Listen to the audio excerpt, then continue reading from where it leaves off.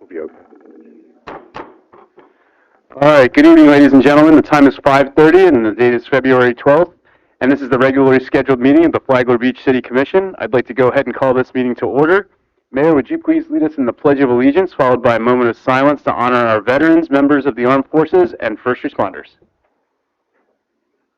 Pledge allegiance to the flag of the United States of America, for which it stands, one nation, under God, indivisible, with liberty and justice for all.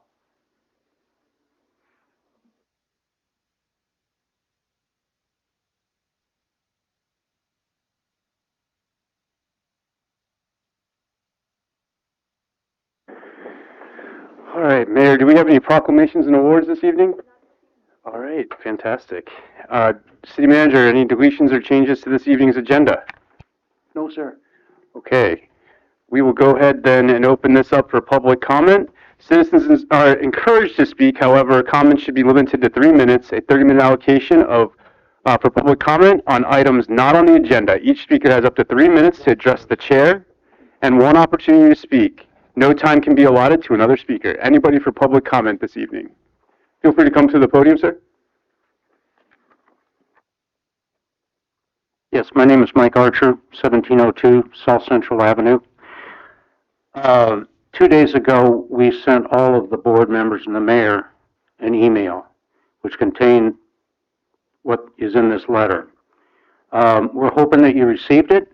We're hoping that you read it, hoping you understand it. If you have any questions about it, I guess talk to your committee who's in the process of approving this project right now. This is scheduled for, let's see, 105 South 2nd. No, I'm sorry. The address of the project is on A1A between the South 17th and South 18th. So it faces the east. There's a parking lot planned for the west side of the building. The access to the project is off of the alley. They call it an alley. I just measured it. It's a 9-foot dirt track. And that's going to be the only ingress and egress to this 8-unit apartment building with 9 parking spaces.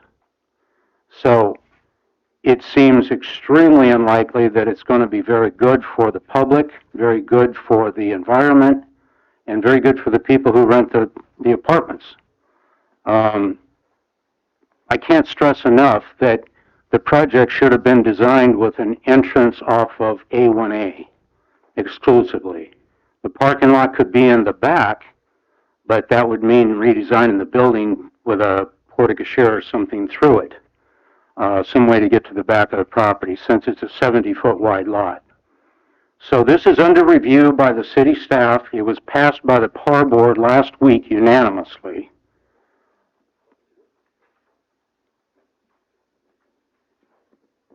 And I have 9 copies here, so I'd like to give it to the, okay? Yes, sir, that's fine. All right. And then thank you. That concludes my comments. All right, thank you. Anybody else for public comment this evening? Hello, Mark Imhoff, 261 Ocean Palm Drive, Flagler Beach in Florida. I'm talking to people who are watching on that camera. We have a big, huge boat coming up March 3rd. We all get caught up in the national show, but actually these guys in front of us and who runs the city here is, in my opinion, probably more important than what goes on in the national scene. Please vote, because from what I understand, last time it was 15% turnout. That's embarrassing. And bad government relies on the apathy of people, the people. I'm trying not to be apathetic because it's not my favorite place to come in here, but I do appreciate you guys who show up all the time. I do highly respect that. But like I've said before, every time I'm in here, I look at the vision statement, and in 14 years in Flagler Beach, and as a lifetime Floridian, and from Maitland, Florida, where I saw my hometown get totally trashed by developers and the politicians who just were jumping on that bandwagon. We are severely departing from that vision statement. And this new election coming up, There's two guys who have, in my opinion, severely departed from that vision statement. Tonight, I just want to address Mr. Bellhammer, who famously said, when I spent 6 months of my time and money trying to get this survey done for the people about the golf course, 40 acres, prime property, for sale at a loss of $150,000 or so to us taxpayers. He famously said the city could not run a golf course multiple times.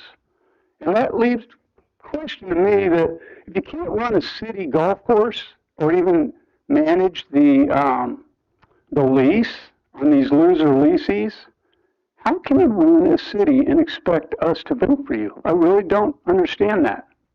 I think you're a good guy, but 9 years from what I've seen here, the Veterans Park is an embarrassment. I travel all over the world and the States and Canada. We have the most embarrassing Veterans Park I've seen. It's pitiful. 9 years you've been here. The library is equally embarrassing. We have the card catalog. I think it's cute, but it's done. What the heck is going on? The parks around here, there's no mulch in the playground for the kids. It's plastic through there. Who's ever in that building thing? They look out the window, they see the park out there. There's plastic coming through. No mulch. I don't know how you guys can ride around your golf carts and not see what goes on. I really would like to vote for you, but I'm not sure why I would. And unfortunately, my time's up, so I'll come back at the last 3 minutes. Thank you. Anybody else for public comment? All right, seeing none, I'll go ahead and bring it back to the board. Mr. Archer, thank you for your letter. I think I was in receipt. I don't know if anybody else on the board had an opportunity to read your email, but I think I did respond back to you all that I was in receipt of it. I don't know if you got it or not, but I did. You did. Okay, Mrs. Archer, it looks like you did. Okay. Does anybody on the board, city manager, have anything to speak on this matter? There it will come, Mr. Martin, this will be coming before the board. Do you have a date when this matter would be coming before the board for further discussion? I believe it's on the next city commission meeting, March 12th. Okay, so March 12th, this will actually be something that we'll actually have as an, agenda item that we will be able to talk about and actually be able to prepare for. And, we have your contact information to circle back with you as well before that meeting. All right, Mr. Imhoff, thank you for your comments. Appreciate that. Does anybody have anything to say to Mr. Imhoff? Imhoff, I'm sorry, my apologies. Imhoff? Imhoff. Okay. Okay. All right. So with Veterans Park, I know the park committee is looking into that. The library, things come up to us every year on the budget to review those things. Maybe that'll be something in the next budget year that they come forward to updating the card catalog and bringing it, to today's present day. And then lack of maintenance. I know that our park system is actually the park over there that you had mentioned over there is getting ready to be remodeled, and all new playground equipment is actually going in there. So it's been a long process, but that is coming along. So thank you for your comments. All right, consent agenda. All right, approve the meeting minutes. Does anybody have any questions about approving the meeting minutes? We're on item 6. All right. Motion to approve. All right, we have a motion. We have a second. I'll open this up for public comment regarding meeting minutes from January 22nd. All right, seeing none, I'll bring it back to the board. All those in favor? Aye. All those opposed? Okay. Motion passes 5-0. Going on to general business, we're on to item 7A. City Manager? Thank you, Mr. Chairman. You have before you, and Mr. Perdomo is here this evening from Moffett Nichol to talk about moving forward with the pier amenities as the pier construction moves forward. So he is here to guide you through a discussion regarding the various amenities, and also after we wrap that up, to give you an update on where we stand with the permitting requirements for the Beach Walk project. So, Mr. Perdomo? Sorry, 1 second.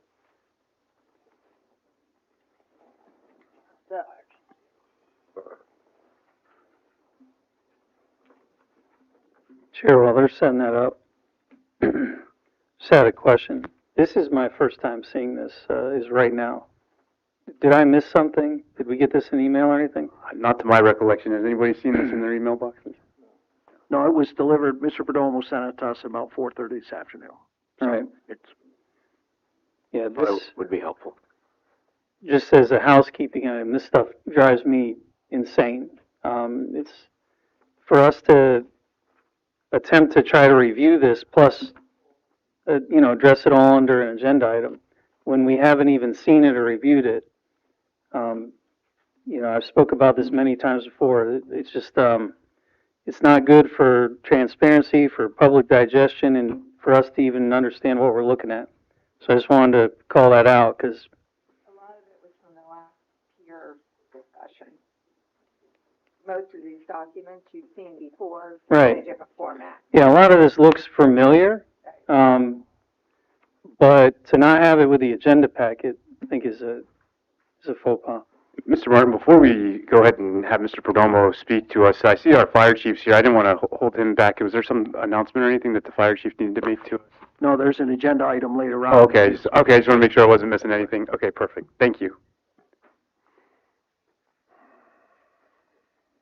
Okay, good evening, Commissioners, Mayor. Thanks for this opportunity once again to be able to speak to you on the Flagler Beach Pier. As Dale mentioned, he asked me to come in to speak on two categories of items. The first one is related to the Flagler Beach Pier itself, and particularly the furniture and amenities that were included in the design and in the construction documents. And then following that, I'll speak on the dune reconstruction, or where we stand on the beach walk project. And so my hope is that this information is really just meant to be more informational, to help me walk you guys through what we're talking about here, and and hopefully stop me along the way. I'll try to make this as interactive as possible. So beginning with the pier furniture and amenities, just a bit of background. We provided most of what you're seeing here has been included in a public meeting. We've conducted 2 public meetings during the design process, and I'll try to summarize that along with some of the information that's already made its way into the construction documents for Vasilio and Grogan, who was a selected contractor as of last summer.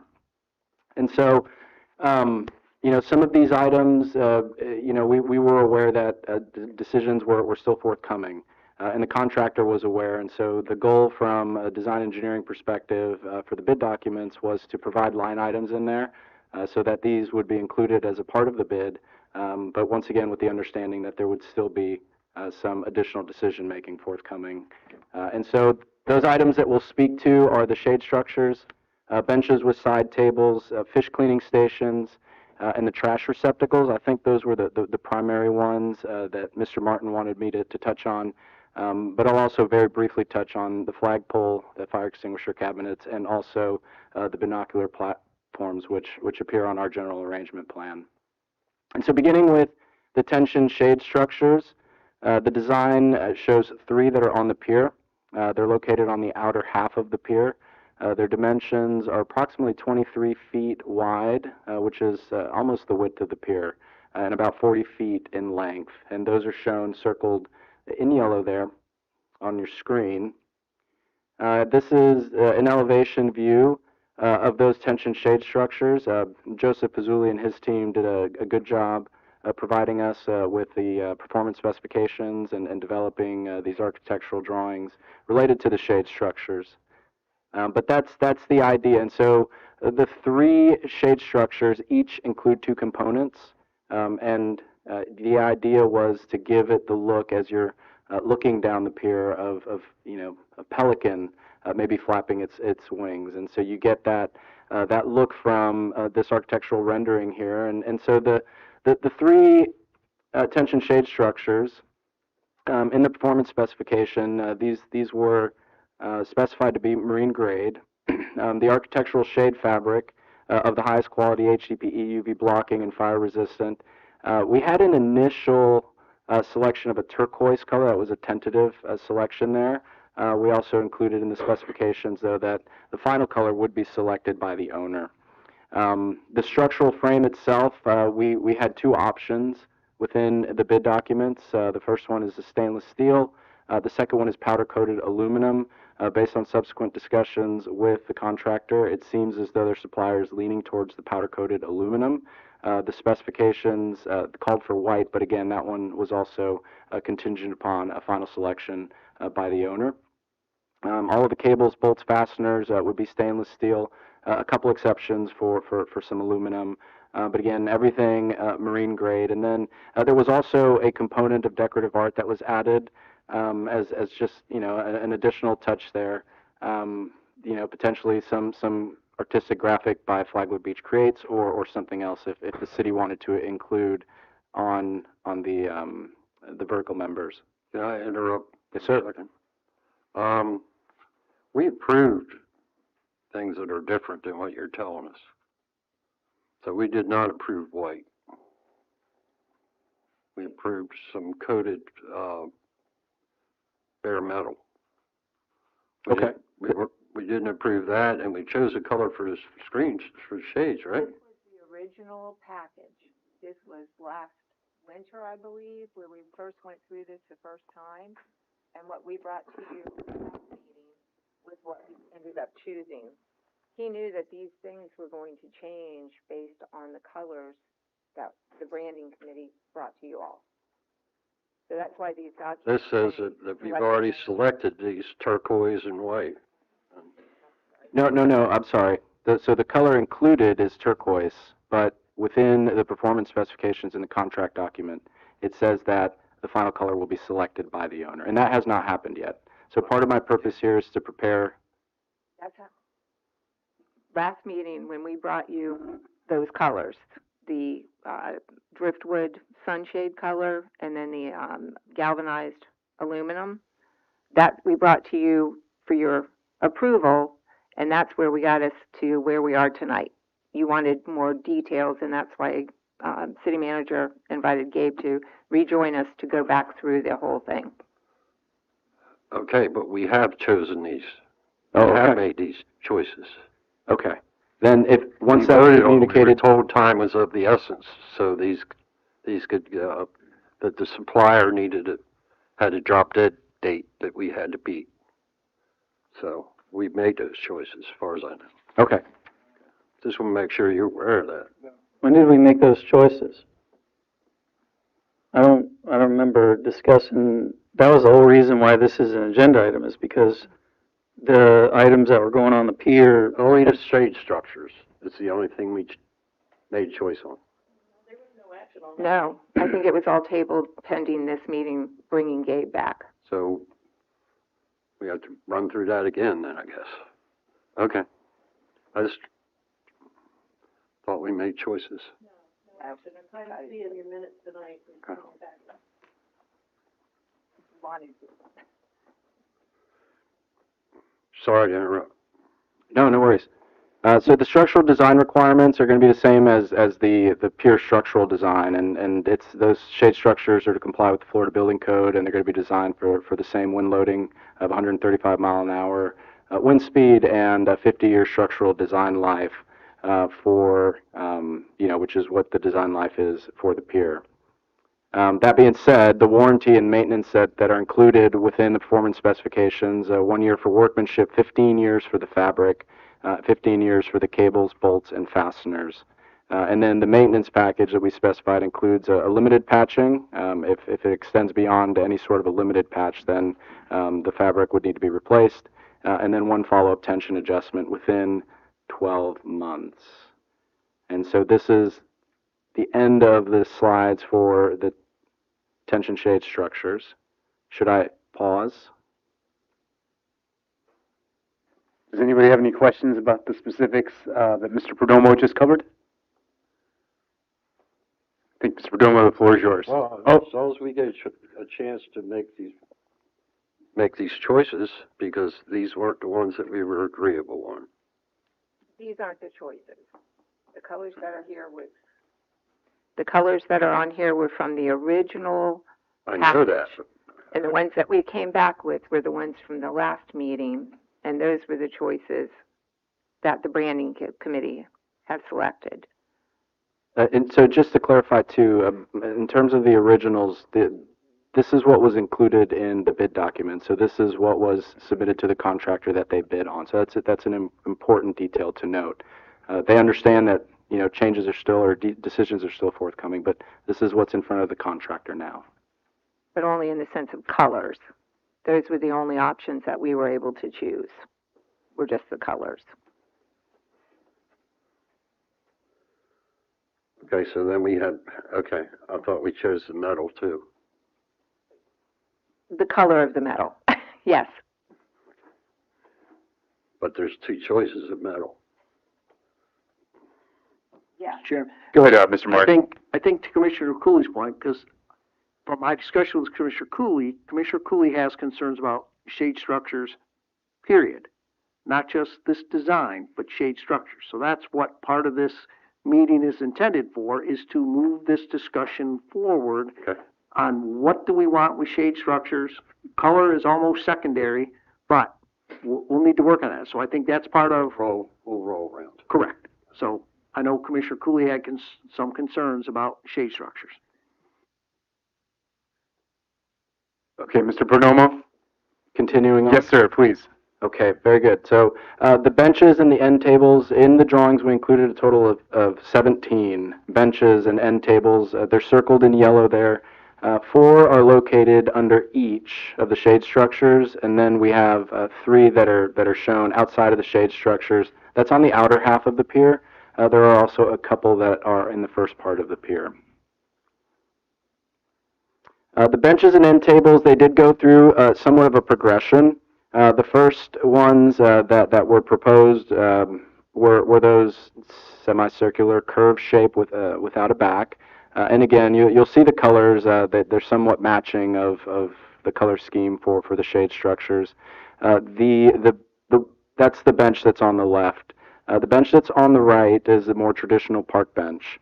And that was the one that, when the drawings went out to bid, that was the leading candidate at that time. However, what I would say is that, you know, not just the color, but the design of these benches were also still pending a decision, as we were aware. And so what we did include in the contract drawings, some information, not a lot, but this is what we have there in terms of the configuration: just straight traditional park bench, 96 inches long, 24 inches wide, 18 inches in height.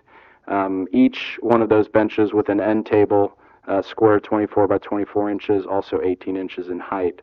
I mentioned about the 17 that were included, and the materials that were included in the specifications are either aluminum or wood frame, recycled planks for the seating surface, or metal finish, powder coated, again the color selected by the owner, or plank color selected by the owner. And so there was some flexibility that was built into the specification there. And then recently, in talking with Dale, we understand that the concept board included a gray curved backless bench, similar to the image that you see on the screen. And so those are the slides related to the benches. I'll pause for any questions or comments. Does anybody have any questions for Mr. Perdomo regarding the benches? Seeing none, feel free to go forward, Mr. Perdomo. Okay.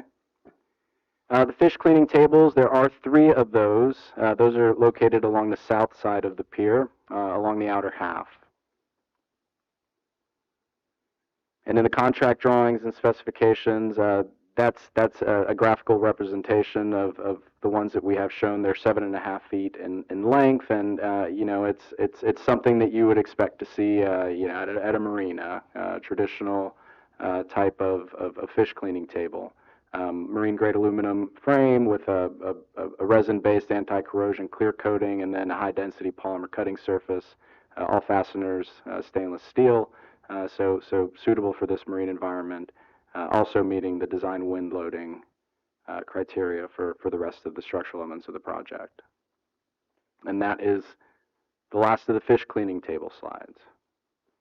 Anybody have any questions about the fish table cleaning? All right, Mr. Strong. Okay.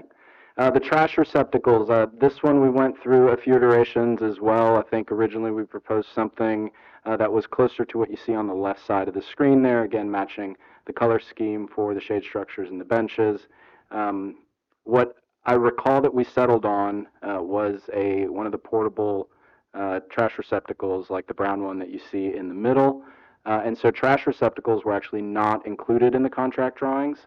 Those were something that the city would place out on the pier, and then could remove them in the event of a storm, or could manage the trash collection using those receptacles themselves.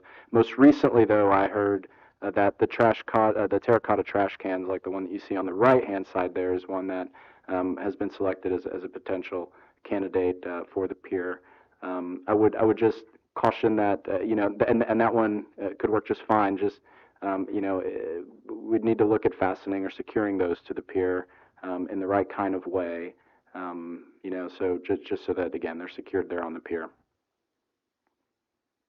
Any questions about the trash receptacles? And once again, I want to emphasize that if these are added to the pier for this contractor, that would be an additional item that would be outside of what they bid on. And then the other amenities that I mentioned, we have a flagpole, and that's to replace the existing one there. We've also included 6 fire extinguisher cabinets. Those are code requirements. And then we also show 2 binocular platforms. Those are also not in contract, but they are shown on the general arrangement plan. When we first started working on the project, those existed there. Now they have since been moved, I understand, to other locations. So they're not in the contract, but they were shown there for consistency, that once upon a time there were 2 binocular platforms out there, and perhaps the city, once the pier reopens, would like to move them back or install 2 new ones.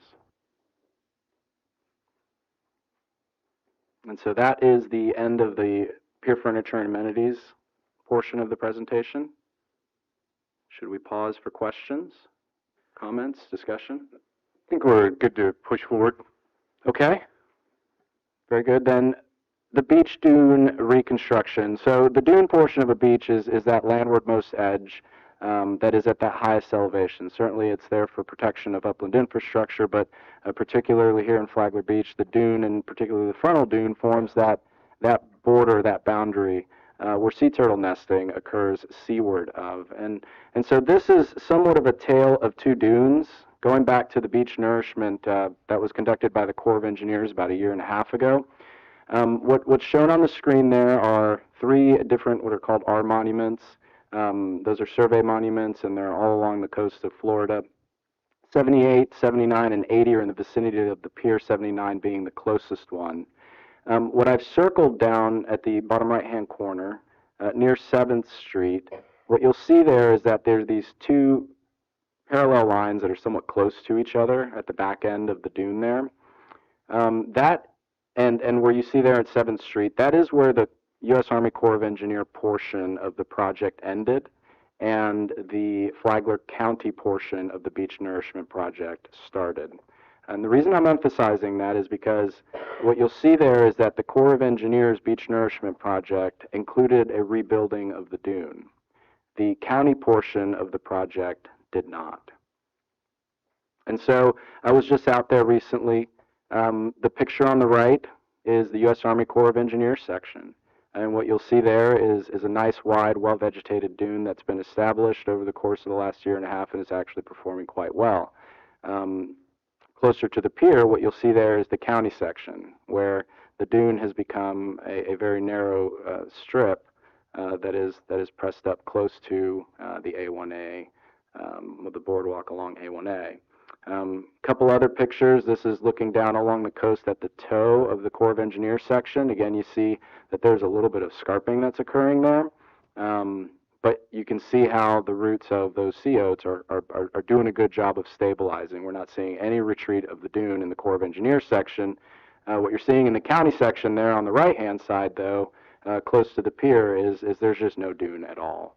And so if you get a slightly elevated water event there, that water is just going to continue making its way up. And, what's left of the dune is just a handful of feet. And so looking at it from a different way, as an engineer, for any that are perhaps like-minded and like seeing graphs and charts like this, this shows a progression of the original template, the survey that was performed right after the nourishment project, and then the most recent post-nourishment survey that was performed in late 2025. In black, you see what was placed on the beach during construction. In blue, you see what it looked like shortly after that construction, 2024. And what you see in orange is more recently in 2025.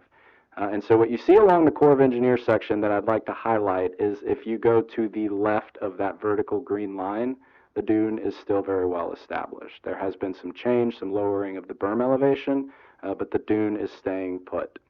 If you go to R78, which is just north of the pier, what you'll see there, again, those same three colors and lines, black is what was placed along the beach, but you see that there was no dune that was placed there.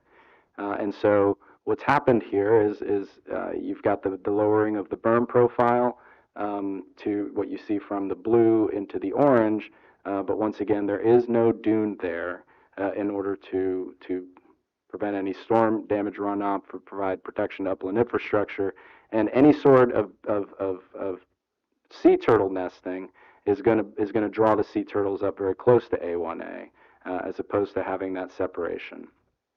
Why does any of this matter? And this is just an example of the two. You see that the big dune in orange, that's the Corps of Engineers nourishment profile very recently here in 2025, and blue, which we see a difference of about 60 plus feet there, where there is no dune. And so why is this important? The last time that we spoke, the FDEP, we were wondering where the 30-year projection line was, and we worked through that with FDEP. We found that the 30-year erosion projection line was well seaward of the proposed beach walk development, and so that was checkbox number 1. That was good. But what happened was then, when they started looking at the health of the dune in this area, they pointed us towards this passage in the Florida Administrative Code that says all structures, except those required for public safety, beach access, and those associated with dune restoration and special events, shall be located a sufficient distant landward of the beach and frontal dune to permit natural shoreline fluctuations, et cetera, et cetera.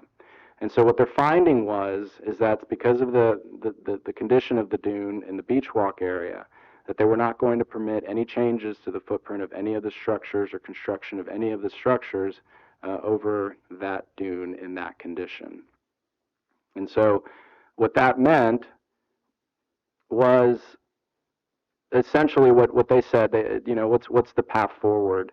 The path forward would be, at a minimum, to rebuild the dune in the area within the footprint of the beach walk project, and that's shown in that green area. And so that would match essentially what the Corps of Engineers did in their template of building that dune out, establishing that dune, and then being able to build what was proposed and approved by the Commission as part of the beach walk project. On the lower right-hand side of the screen, you'll see there that there's consideration of extending from 4th to 7th Street as well. From a coastal engineering perspective, that makes a lot of sense. From an environmental perspective, that makes a lot of sense. Is it necessary for the approval by FDEP for the beach walk project specific?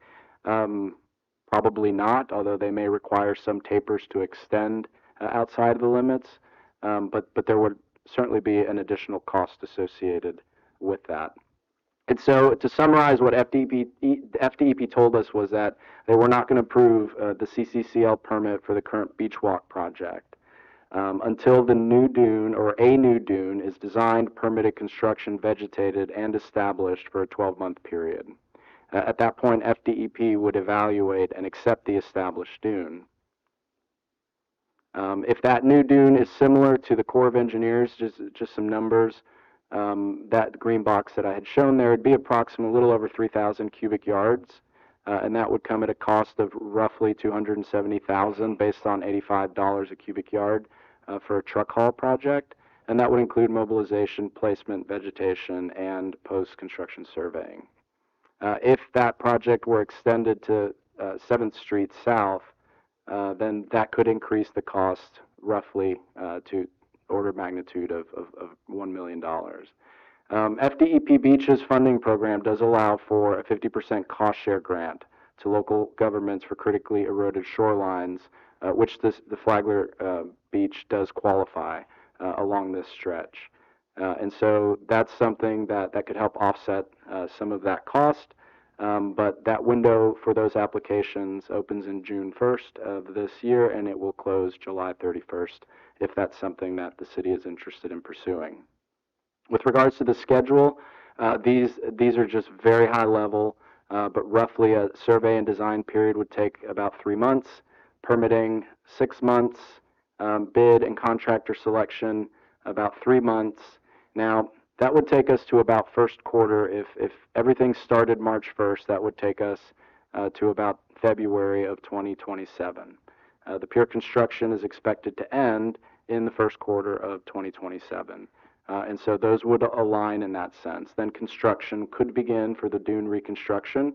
That's estimated to take about 6 months, and then comes that 12-month establishment period, at which point becomes established, FDEP comes and approves that, and then we could continue with the current beach walk permitting and design project. And I mentioned there about that, the pier construction to be completed. And so here's just a side-by-side.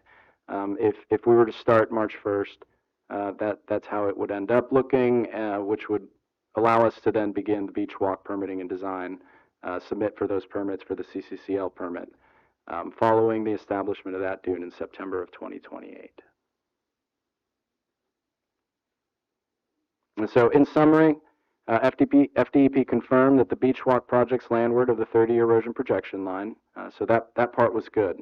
But the second part was not. They determined that the dune in the beach walk project area is too narrow to allow for any construction and a change of the footprint in any of the structures that are in that area. Reconstructed dune would need to be constructed and established for 12 months before FDEP would issue a CCCL permit for the beach walk project. How much would it cost? Well, within the footprint of the beach walk project, it'd be about $250,000. If it were extended to the south to meet the U.S. Army Corps of Engineers dune, that could increase to approximately $1 million. There is that FDEP Beaches funding program, which offers a 50% cost share as a potential to offset the costs, and overall the timeline would be expected to take about 2.5 years. I'll start with the mayor, and then I'll go to Commissioner Spradley. With the enlightenment of this, if we were just to keep the same footprint, are we permitted to do that at this point, or does that require a new dune as well? No, that does not require a new dune. If you stay within the existing footprint and you're just renovating the building, then you can do that. What we put in front of DEP, in addition to the promenade, was an expansion of that building. Right. Okay, thank you. Commissioner Spradley? Gabe,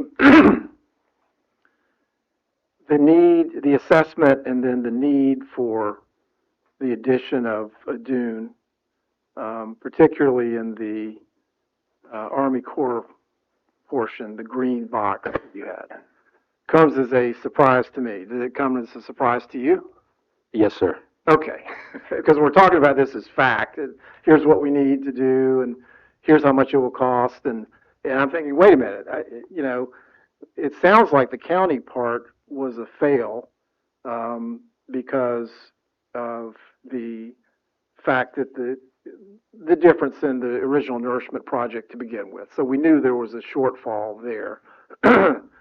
But it does come to me as a surprise, and here it comes to you as a surprise, that with the beach renourishment, it turns out that it's not sufficient to cover this project that we've been counting on for some time. So I just want to make sure I didn't miss something, because that is terrible news. Thank you. Commissioner Bellhammer? Yeah, I'm looking at this slide here with the green showing that if you went from 4th to 7th, that would be the $1 million deal, right? What we're looking at in green. Just in green would be the $270,000. Oh, If so- we were to extend Okay. from 4th, which So is so that's approximately what, 5th Street or something? That's at Fourth Street, Fourth? that box, yeah, from the pier to Fourth Street. Yes. So, but it does go under the existing building, Correct. so, how do you get sand up under the building? It can be placed under there. Okay, so when the county comes to their next project, they're starting at North 7th or so, right? 5th or 7th, and they go north. So,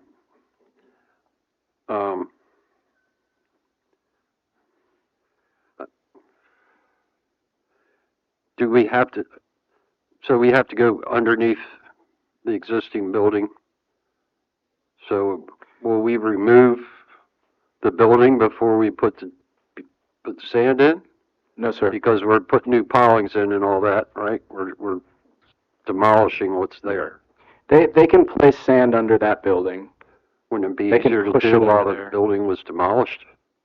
Should we Well, demolish it sure. first? Sure, but then you would not have use of that building because the dune would need to be built, then established for a 12-month period, Okay. and then the process. Okay, that makes sense then. Okay, thank you. Commissioner Cunningham? But it does also serve as a notice, we're not sure how the county is designed, what their template looks like as you move north. But if that dune isn't being reestablished, then, that's important for you to know. The county, when the Army Corps came through, went past the pier, but I guess they didn't put sand under it, or the They buildings. put some under there, but again, their template did not include a dune. And so they were just establishing the berm. And so if all they're doing is reestablishing the berm as that next reach comes online. Yeah, but they didn't push sand up under the buildings. Okay. They laid some out beyond the buildings, but didn't go up under it. So, okay, thank you.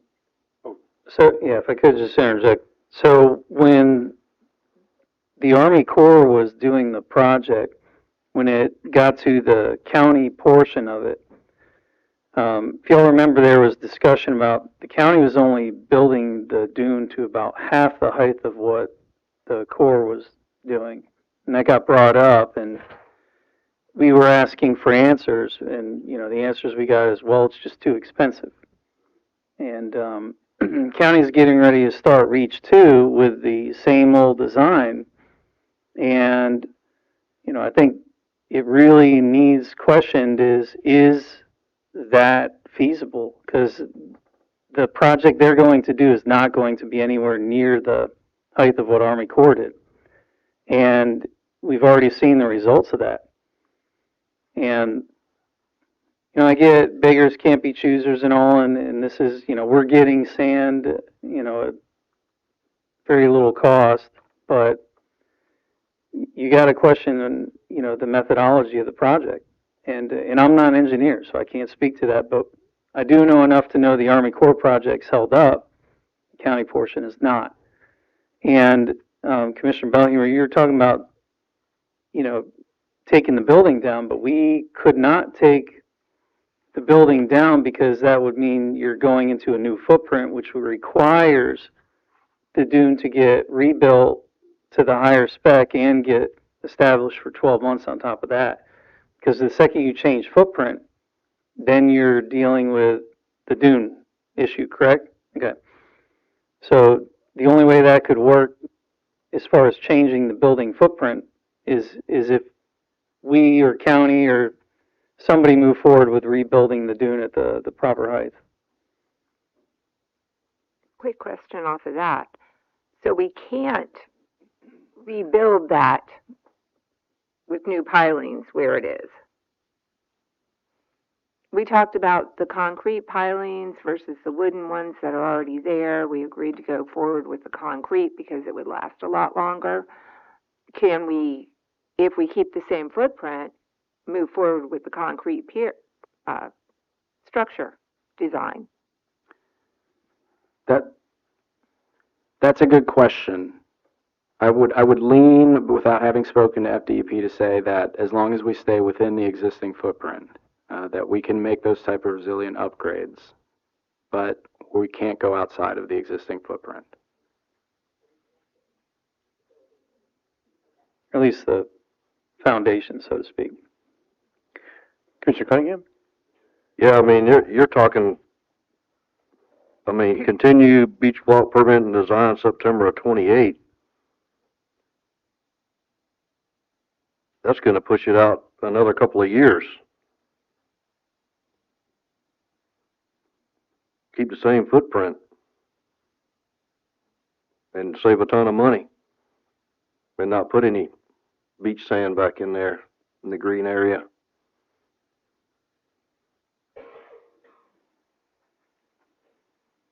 That's my thoughts on that. It's just going way out, 'cause you can't do anything until after the pier's done.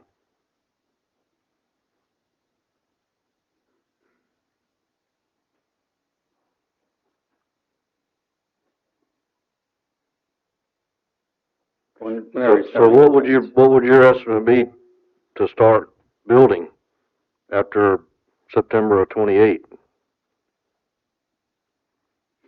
So after September 28, assuming that the dune is renourished?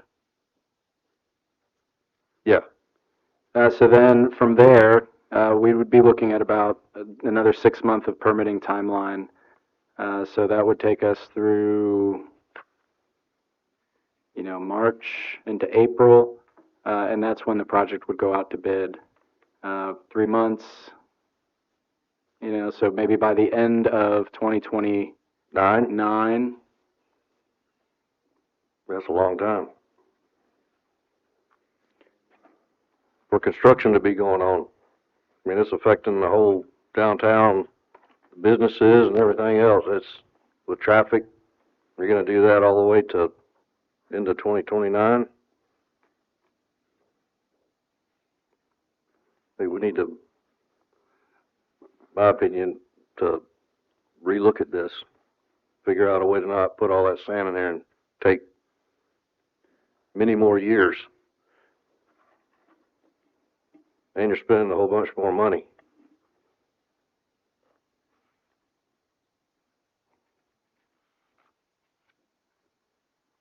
That's what my thoughts are. Commissioner Coy? Well, Mayor, I have a question. And then I'll get you. Are we missing a bigger issue here? If we don't do anything with this dune, are we risking future damage like we'd received in the past, since that portion is so weak to begin with? Are we, I'm not sure I'm asking this properly. I think you We are. need to do something regardless of whether we do this project or not with Well, that dune. The issue, the short answer is yes, but the problem is then you get into what height. If you ask county, apparently their solution is build it at half height. If you talk to an Army Corps engineer, they're going to say, no, you need to build it at our height. There's a spec, and I believe it was, and I'm just throwing numbers out, it was, the dune was built to something like 17 or 18 feet in the Army Corps, and then the county's building it at 9. And don't quote me on those exact numbers, but it was significantly less. And that's the measurement that each of them use when they have the GPS and stuff on their dozers and all to build these dunes. The problem is, I'll just say it. We have, yes, we would have to convince county to build to the Army Corps height of the dune, which is, you're talking double the cost.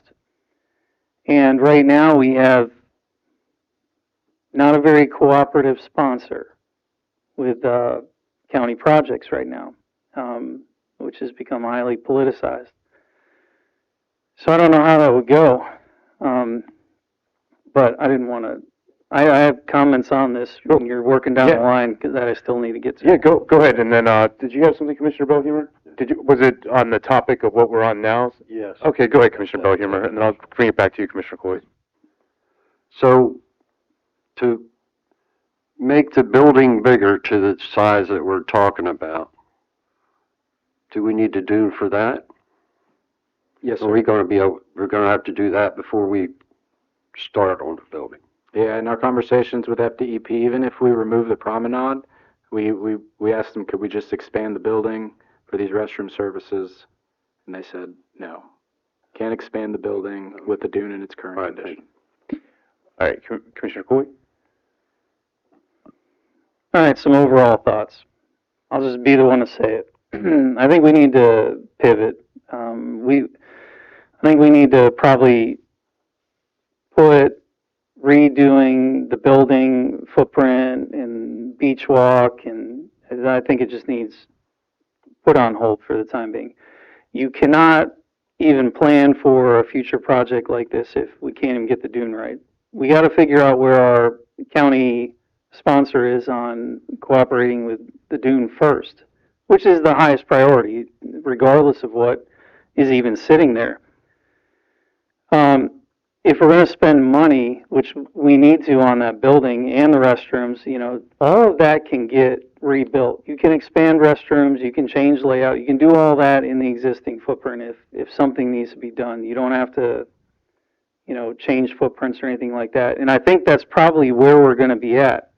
The original building design and the promenade concept and all that was really starting to spiral as far as cost went. I know I had huge concerns about where the costs were going. It was going double and also triple to what we originally talked about and approved when we went to move forward with this. But now we have this on top of it. I mean, you're talking 4 to 5 times what we originally approved. I say walk away from it for now. It's, we have drawings, we have plans, we have all that stuff, but this is not something that we can tackle at this point in time, especially with everything going on with government and money and the state and, the future. But it's, I think we're outside of that. We got to just go to square one with county, find out, can we get the sand right? Let's start with that, and then we can worry about sticking buildings on it. Yeah, that was, I got you. I just was going to chime in real quick and then I'll tag you in. Yeah, those are some of my concerns. I think Commissioner Cunningham and Commissioner Cooley kind of took a lot of what I was going to say as well. I think some of my concerns do kind of stem from, like, this area would be under construction now to almost 2030. I mean, that's a lot. It's impacting a lot of the, we're hearing it from the businesses now, and, factor in a new pier. I mean, it's just, then they're going to have so many people out there just to go out on that pier that's been left for a while. And, I think Commissioner Cooley had mentioned the fact of the sand. You mentioned shipping in the sand. That to me is a concern. I wanted to maybe get your professional opinion on that. I mean, the sand that we have now on our renourished beaches was not the stuff that the county's been bringing in by the truckloads. And as Commissioner Cooley might have pointed out, some of that's been ineffective on to our further north that we've seen. They just continually keep chopping that sand. That sand doesn't seem to be well. And like you said, it's going to take 12 months for the sand to take. And, it just doesn't feel right to me right now, to be honest. It seems like as Commissioner Cooley kind of pointed out, we've had to constantly pivot on this project, and then allowing the sand to take for 12 months. And let's be real with ourselves here. There's nor'easters, there's hurricanes, there's different events that could even, maybe derail this even longer. I mean, look at the process how long it took us just to get to the point of getting our pier reconstructed. People that were on this board years ago when they had these discussions about this pier, they would have thought the pier would have been done long before, where we are now. So I guess those are just some of my concerns, is that we're talking 2030, but the way things have been moving, it might be 2035. Maybe I'm just being a bit dramatic, but if you could just address the point about the sand, and then City Manager, I'll pass the ball back to you. Sure. There's certainly always a risk that a storm's going to come. We're going to have a year like 2022 with Ian and Nicole. I'll show, going back to these original photographs. So that dune on the right, that's the Corps of Engineers section, was established a year and a half ago, and so that one would have met the mark for FDEP. You've got the vegetation doing its job. You see what's going on, on the right-hand side. No dune there, and certainly you can see the effects of it. That being said, yes, it would be a truck haul project, and so it would be different sand. It would still need to meet the same quality of standard requirements from FDEP, It'll be very similar to the emergency dune services placement that the county is currently partaking on the northern part of the county shoreline. But it would not be the same as the sand that was brought offshore during the Corps of Engineers nourishment project. City Manager? So the cost of this, one thing that I've been working on with Mr. Fernandez, and we met with DEP, with Commissioner Belhumer and Mayor King when we were in Tallahassee, to step back about some of the financing and the cost of the beach walk. In a rough estimate, each phase of the beach walk, 3 phases, was roughly $1.3 million as last presented to you guys. The city received a legislative line item for the pier reconstruction from the state of $4.5 million. That is intended to meet our 12.5% final cost obligation for the pier. As it currently stands, the current contract for the pier is a little over $14 million. So to round to an easy number, let's assume the pier costs us $16 million, which is 100% funded by the state and the feds. So our 12.5% would be $2 million. As the current legislation reads, that the remaining $2.5 million goes back to the state. What Mr. Fernandez and I have been working on with DEP is that if we can find a way to use that money for the pier or pier enhancements, we can likely keep that $2.5 million. So if we have our $750,000, so we're going to step toward the beach walk concept where we are now. We have pledged $750,000 for the beach walk project for phase 1 and phase 2 to match the current TDC grant. If we add the $2.5 million, we are now at $3.25 million, which exceeds the planned cost of 1.3 or $2.6 million. So we're a little over $500,000 of additional money based upon the original cost of 1.3 for phase 1, which is the building, and 1.3 million for phase 2, which is the promenade. So we could theoretically, if we get that money, and I would have to talk more with Mr. Fernandez, is otherwise we won't keep that money. That money, which is allocated to the city, and we've had discussions with the original sponsor, and basically what you have to do, you have to get a letter from the original sponsor of the legislation supporting the expanded scope of that $4.5 million, and the current legislator has indicated, as well as Representative Greco, has indicated support for such a letter to DEP. Once DEP gets that letter, they would likely allow the city to keep that other $2.5 million as long as we tie it to the pier. So what do we do about phase 3? Phase 3 is the replacement of the boardwalk, which the grant from TDC does not apply to. The grant was specifically for phase 1 and phase 2.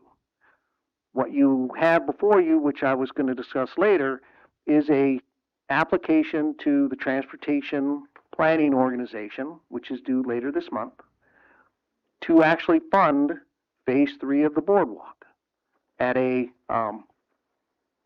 match. We have to provide a certain level of match, but the original part of the boardwalk that's out there, or not the original part, the northern and the southern end, were actually funded by a TPO grant back in 2013.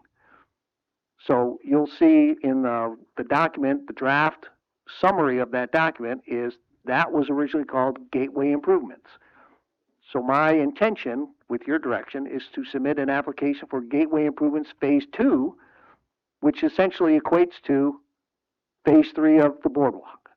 So we would get that at less than, if we get funding, and the grant application that I'm drafting is for feasibility. It's only to the design and engineering and planning of phase 3 of the boardwalk.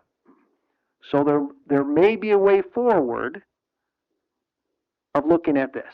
And again, the Corps was looking at an emergency renourishment, and Mr. Perdomo and I were in close contact with the Corps about piggybacking off of them. in some ways, that would have helped. It would have reduced our cost for that dune. But on the other hand, it would have extended this process even further, because the Corps wouldn't even start on their emergency renourishment probably till about a year and a half from now. With regard to extending the dune down from 4th to 7th Street, in our discussions with, the director of the DEP, he was the one that brought up the local beach renourishment 50-50 match project, unsolicited from us. So I would think that, yes, how do we work with the Corps? So what I would say, or what I would suggest, that you consider at least moving forward with the survey design and the permitting for the balance of this fiscal year, as the first 2 bullet points that Mr. Perdomo recommended. And then we can find out, okay, what happens with that extra $2.5 million. And we're not committing to anything more beyond that, but at least that keeps the option open if we have access to that extra $2.5 million. Commissioner Belhumeur. How long is TDC gonna sit on that money? I would make the recommendation that we withdraw that grant application. If- Because we're not going to meet their timeline. And I don't think it's fair to, despite our relations with the county, I don't think it's fair to the other people in the county. We just can't meet that timeline. And it's not for anything that we failed to do. It comes down to the permitting requirements that we have to meet if we want to proceed with that. But I think we can recover, given this thing, the timeline that Mr. Perdomo's recommended. I think we can pursue other grant avenues So to that's address not some part of of this the funding. funding that you're Correct. suggesting. Okay, that's the point I wanted to make. And that will be up to you. And Commissioner Cooley sits on the TDC. We've had some preliminary talks about this, is do we try to get an extension? But he's the one that sits on the TDC board, and I'm not sure how he would like to defend the city's delay in the beach walk in order to keep this county TDC money, which is probably better spent on urgent tourist needs as defined by the county. Does anybody want to have anything to say? You want to open this up to public comment? I got Oh, go ahead, couple Commissioner Boyd. comments. Where I'm at in the big picture of this, and we haven't even got to like amenities on the pier yet, by the way. So the big picture, this is just me, but where I'm at with this is we take care of what we got. If we need to spend money, then we spend it on the building with the existing footprint. And you take care of the pier from the street to where it meets the new pier. That needs a lot of work. There's piling work below the A-frame that needs done. The restrooms are deplorable. They could get redesigned. There's all kinds of things you can do and stay in the footprint and get that place dressed up. And for what it's worth, and where I stand on the other stuff is, yes, it would be amazing to build a great thing like what we are looking at, but it's a luxury and it's borderlining on being irresponsible because it's so much. I think we really got to take a hard look at just our size, our spending power, where the priorities are. If we're going to do something, let's get the pier completely done from the street to the end. And that includes the A-frame and the supporting structures. And then let's get out of there and stop digging in the ground and let the businesses recover, those that even survive, rather than try to continue on with this grand vision that, in my opinion, is way beyond our budget. Mr. Spradley? I share that view. I mean, what's happening with the new need for more dune, for more sand, is a big setback. And I think to go forward with talking about improvements on top of the sand that we don't even know, it sounds like a workshop subject that we need to do. It just seems like that we do need to stop and look at this. This is a big change in plan, and it just seems like as much as I would like to go forward, with these designs, we have to stop. We have to figure out what we're going to do from the bottom up. And whether it's a workshop, I'd like to hear not only from the county, but from the Army Corps. You know, Gabe does a good job of communicating to us what he hears from the Army Corps, but I'd like to hear from them directly as well. And so that's where I stand. Thanks. Commissioner Bellinger, did you have anything? Yeah. I'm in agreement with Commissioner Cooley. I've always wondered how useful the promenade would be, or how often it would get used. We used to have events on the pier. I don't know why we couldn't continue doing that. The pier, for one thing, is wider. It's going to be longer. Of course, part of it's going to be sloped, so that may not be, you know, good for setting up tents and that sort of thing, but it levels out again, and it can still be used for events out on the pier like we used to. The pilings below the structure, as I've indicated in the past, is the strongest of anything out there. It's a nice level platform on top of them, and it would be very cost effective to just build on top of what's in existence. Wouldn't require any sand whatsoever. That's my thoughts. I agree. Mayor? If we pivot, as been suggested, do we have any idea when the state comes back with the $2.5 million answer, could it be picked back up at that point without losing that $2.5 million from the state? Or if we put it on hold now and just totally pivot away, that's a done end of a discussion? That most likely won't be fully resolved until the pier project is closed out. Because suddenly if the pier costs, the FEMA obligation and the state obligation is our 12.5% match up to $4.5 million. For the state, for us to make use of that entire $4.5 million for the pier project right now means the pier would have to cost us roughly $36 million. So more than like 2.5 times the contract cost right now. So in all likelihood, we're not going to need the entire 4.5, but we won't know exactly. That's why it was for planning purposes, we used the 16 million. So that wouldn't be resolved until the pier is closed out, and that's probably, you know, a few months after, or probably 6 months or so after the pier project's done and FEMA completes their audits and the State Department of Emergency Management completes their audits of the final contract costs. So no, there's no, the 4.5 is ours for now, but what happens to it when the pier is completed, whether we can make some claim for other pier amenities at the time, because right now all the discussions about the additional money, or at least getting the sponsor to sign off of it, was based upon the Beach Walk project. But part of that, phase one, is the building.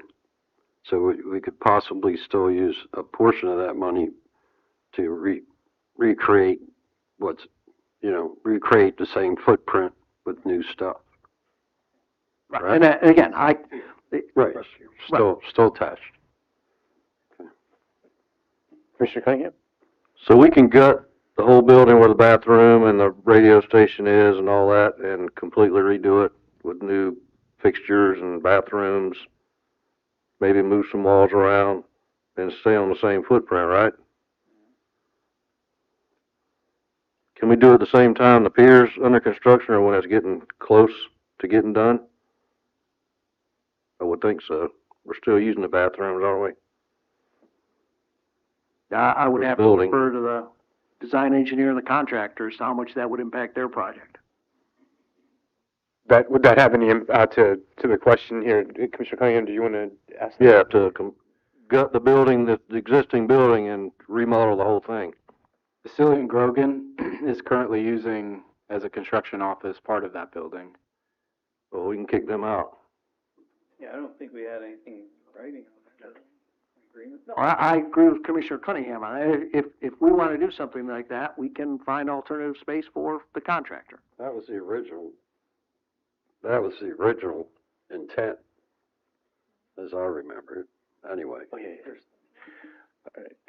All right, so city manager, do you kind of have some direction here from the board as to where we're at? I again kind of concur here with my fellow colleagues that I'd like to stay within the template of the existing pier for now. You know, maybe we can come, again, we already have option A, but I'd like to see some option Bs come back, like as to some of the things that were being described.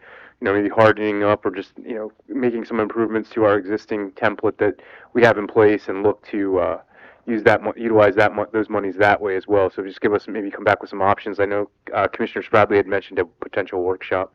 And, well, to build on Commissioner Cunningham's comment, do we want Mr. Perdomo to now, as you said, pivot and redesign under the existing footprint and come back with another design on that?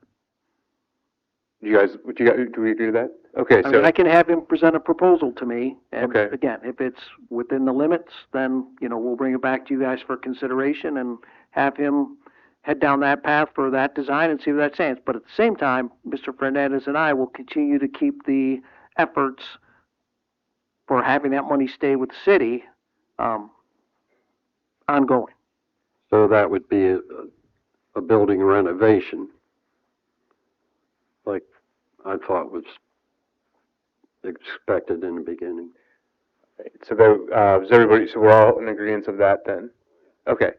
All right, so then we'll bring it back then to the other portion of Commissioner, I'll start on this side. So Commissioner Cooley, you wanted to mention about some of the fixtures on the pier? All right, before you hear from Commissioner, I'm sorry.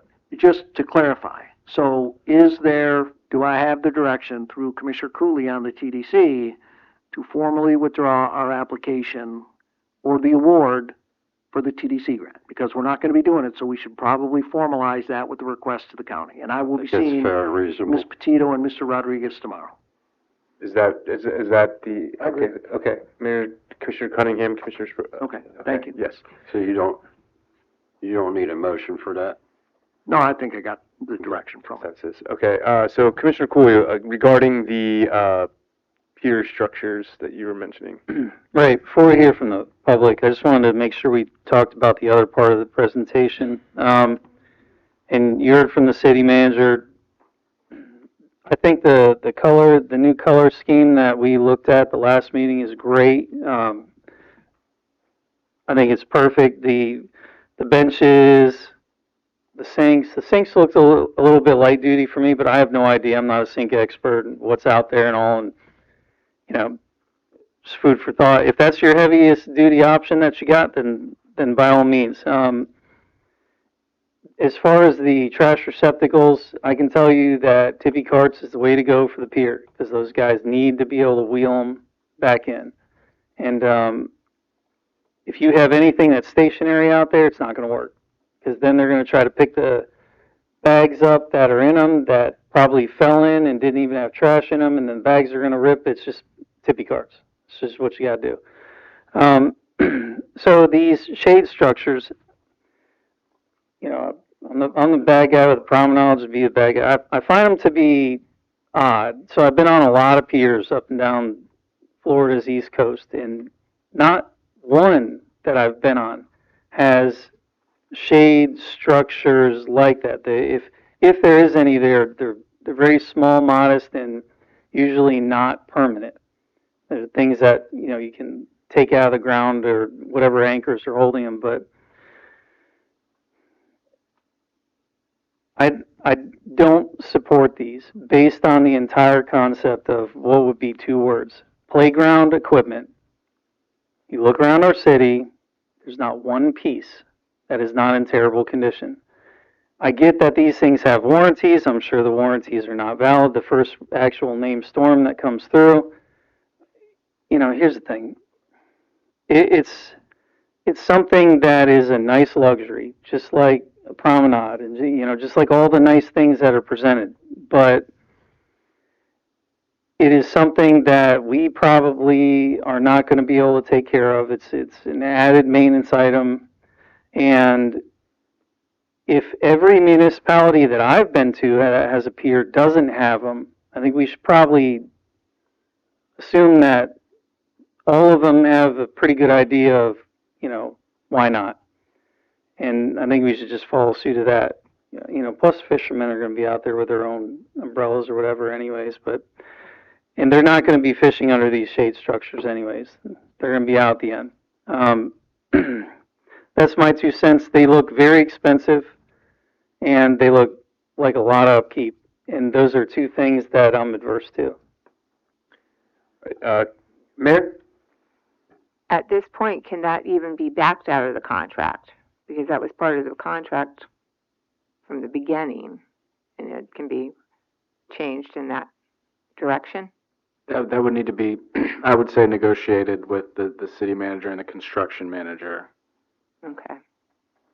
I don't know. I think it's a great feature, and according to the statistics provided, I don't know. I hate to see that go away completely because it's already been bid in the contract, not just because of that aspect, but I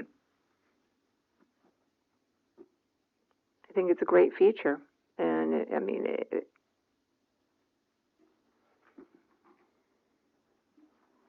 So, Gabe, you can't do change orders to back things out? I'm just saying we're not involved in that administrative aspect. Productive change order, but Yeah. Gabe's point is correct. We negotiate those because they built the pricing in, and so it is a change of the contract, so you have to negotiate that Right. change order. Right. It would be a change order. Mayor's got a couple good points. It's just, I'm just a realist. I know how it's going to look. can I add one thing? That's why we did the selection that we chose with the clear-coated metal. There won't be the chip showing through, and by having a painted post, we know how that'll last. So by having the clear galvanized, chips will not show, and it won't be as detrimental of a maintenance nightmare, if that helps in any way. Commissioner Belheimer? I didn't like the idea, anything but pure stainless. I don't think it should be anything but stainless. To Commissioner Cooley's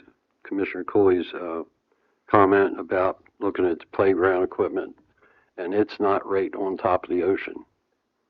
So that mist is hitting that metal all day, every day. And it's not going to last no matter what it is unless it's stainless. So if it's not stainless, I would recommend not having them at all. Same as Commissioner Cooley. Mr. Smedley? I hate to micromanage on something like this when we have engineers and architects and others to handle this. But, from a practical standpoint, when it comes to fishing, if you compare what we had before, those little buildings with the roofs right in the middle, you could fish there. Here, I really like the look of this, but the span goes all the way or nearly to the edge of the pier. So you can't fish there. You can't cast from there. So you're eliminating places where you could fish from. So I'm giving you a mixed message. I like the look of it, but I think functionally it's contrary to fishing in that area. Thank you. Commissioner Cunningham, do you have any thoughts on the shade structures? I'm sure in the bid there's probably a line item for that can be deducted, right? I would assume. Yes. There is a bid line item, yes, sir. Okay. Yeah, we don't need it.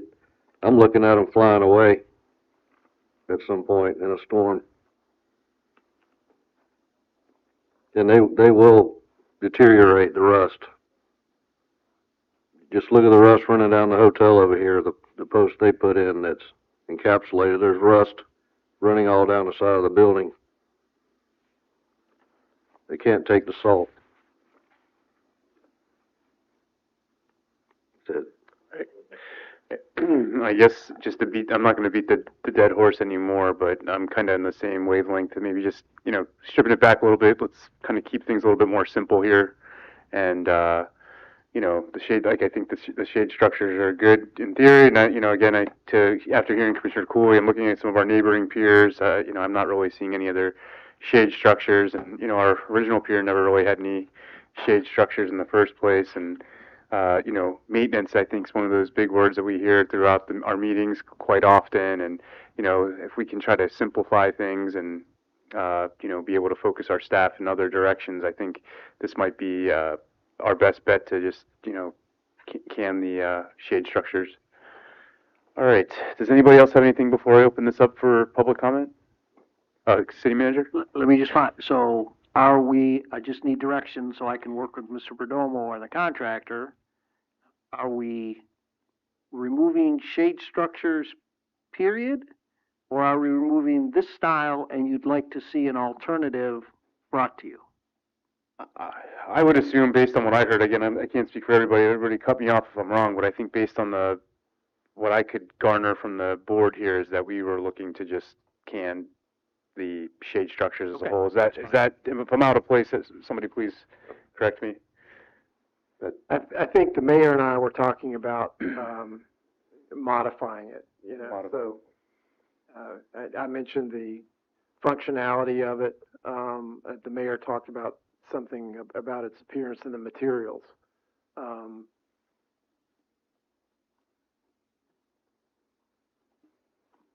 Could we get an idea of a smaller scale structure that would give the shade without impeding fishing? My recommendation would be to work with Vasilio and Grogan, the contractor, on who their supplier is, and to see what other alternatives they can provide.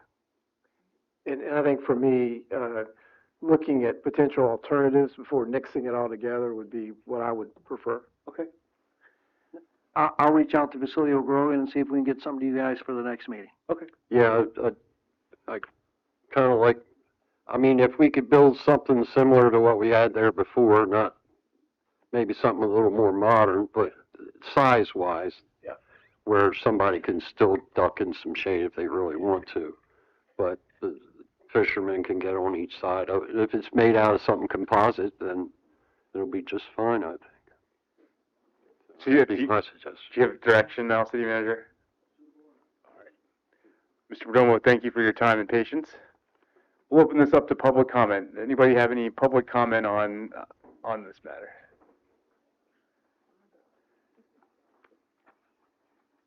Hello, Linda Provencher, and Susie Johnston. we are the branding committee along with Patty King, and we've been working on this for over a year. So our part's the easy part. We're not talking about sand and promenades. We're talking about colors and shade structures and garbage cans. So it sounds like what we picked out for the shade structures isn't going to fly. I would suggest maybe looking into a smaller thing, because if you're not going to have the promenade and you want to have events out on the pier, you're going to need some shade. People are going to want to sit or set up underneath those. The pier is not just for the fishermen, it's for the whole community. So possibly look into smaller ones. And we like the lighter color instead of the bright turquoise, and we just thought that would fade as much. And if you want stainless, I don't care. And the garbage cans, I agree, the tippy carts are going to have to be the ones that are out there. We were talking about like the terracotta ones for other places within the city, because right now you have a parks committee, you have a CRA committee, you have all these committees saying, hey, we want to do this and that, and they need some guidance. So we kind of want consistency with the colors instead of purple garbage cans in Veterans Park and blue ones down in Wickline. We like the terracotta. It kind of blends. It doesn't make us look like South Beach, but it's just a nice neutral color. And what else did we pick? Oh, the benches. We liked the benches that kind of curved. We just thought it was different. You can sit either side, especially on the pier. You could be looking, either way. If you have the backs on them, you can't. So those are the things we've recommended for now. And we hope that maybe you guys will move forward with some of them. If not, you could have lots of workshops to discuss them, because we're out. And that's all. Any questions? Does anybody have any questions for our mayors? Mr. Belkey? No, not really. Just one comment. Tippy carts come in different colors too. Well, it would be nice if we could, I know we've got green ones now, we've got blue ones now, if we could just pick a color. Brown ones, pick a color and stick with it. Thank you, Mayors. Consistency. Thank you both.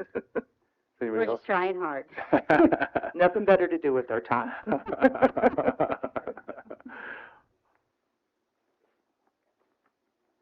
RJ Santori, 618 Cumberland Drive. In regards to the benches, I heard that they were going to be aluminum possibly. Are they going to be built to the same marine spec as the fish cleaning tables? Because I heard those would be marine spec, and I think that's important. For the tippy carts, I like that idea because I think we have to be mindful of the wildlife because there's going to be a lot of birds, pelicans, and things flying around in that area. I remember when I used to fish on the pier a lot. And again, birds are going to be diving in there, picking that stuff out. So you have to make sure, be careful with the tippy carts too, because you don't want the public throwing trash in there and leaving them open. So sometimes you need something to help force close that top. And in regards to the shade provided, I remember fishing and working on that pier, and that shade gave me refuge from the sun multiple times, and the occasional hailstorm that would pop out of nowhere. And I'm not sure if those can be removed, but I remember with setting up the shows and probably for your special events, you're going to want to move them around. And keep that in mind with the canopy. If it's not fire resistant, you're going to be shooting fireworks right over them. So the huts did work pretty well, and maybe you should consider them again. Thank you. Thank you. Anybody else for public comment?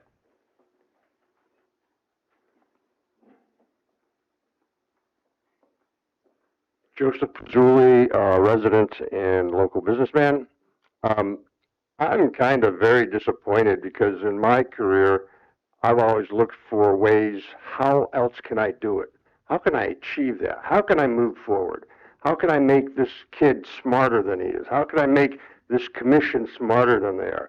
How can I build this? I have heard nothing but negative. I mean, I feel like I came in here as a positive human being and you guys depressed me.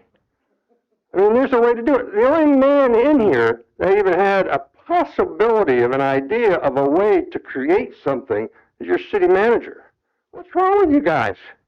Why are you so depressed? Why are you so afraid? What are you afraid of?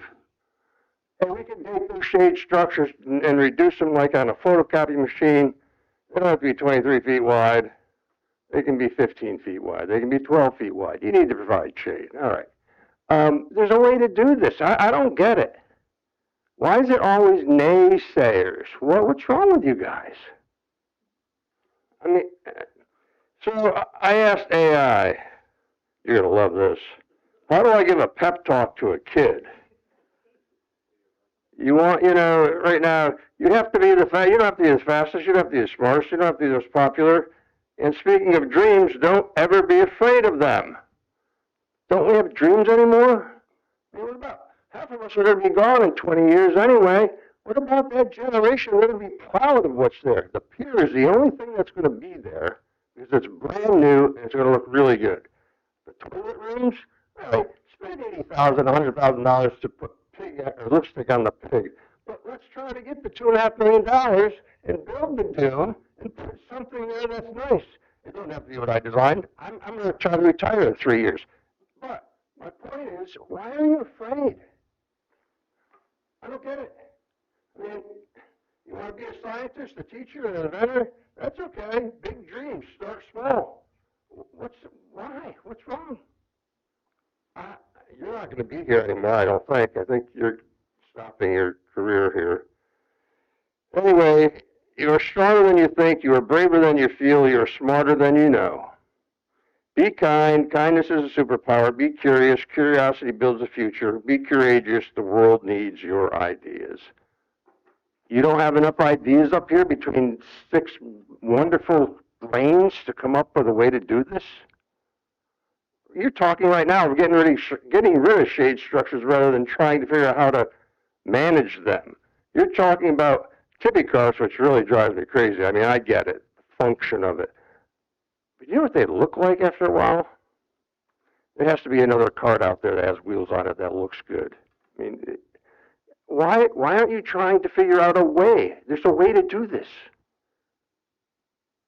Am I done, or can I keep the, I'm done. Anyway, inspiration, come on, be like a kid again, there's a way to do it. Thank you. Anybody else for public comment? All right, seeing none, we'll bring it back to the board. Thank you again to the mayors. Mr. Santori brought up, marine grade benches. City manager, do you want to weigh in on that? Again, I'll reach out to, Vasily and Grogan, because I think Mr. Perdomo indicated that that is a line item that we have to decide on what to do, so I'll find out if it's, I think part of the discussion was looking for the composite type benches and not necessarily steel or things like that. So I'll find options and I'll get some options to you at the next meeting. Kenny also mentioned potential of mobile shade structures. Is that what you were kind of alluding to? They're unscrewed and removed. Okay. When you have to get stuff up and down the field. Is that something we could look into as well? Okay. And then to Mr. Pizzoli's point, we hear you as far as the creativity and thinking outside the box. I think maybe some of the naysayers up here might be just trying to be also good stewards of the taxpayers' money as well, and just trying to be a little realistic with what we're trying to do here. But I hear you. We hear you. So thank you. Does anybody else have any other thoughts? Commissioner Coy? It's not naysaying. It's having a different vantage point. I am not of the mindset that we need to build a palace when a palace is not needed. And the other piece of that is, like what you mentioned, I'm not spending my money. As if I was a kid coming up with these visions, I would be thinking about all kinds of stuff, but it wouldn't be money because my parents would be buying it. And but when we are up here spending other people's money, which is tax dollars, we don't have that luxury. And I agree with his vision, but I also think that there's more than one side to it. And I'm not trying to be a naysayer. I'm trying to be just very real and also very conservative and make sure we're very responsible about this. And I think that this entire project was starting to get a little off course in, edging into luxury and not being really where we need to be. Commissioner Spradley? Yeah, I'll first say, I'm a fan of Mr.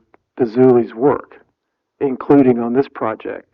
But I believe it was pretty clear after the mayor and I spoke that the direction we gave was not to nix the project, but to come back with something that may be workable and to come back with something creative. And that's what we asked for. And that's the direction that the city manager was given. So, so the dream is still alive. We've just asked for it to come back and see what the alternatives are.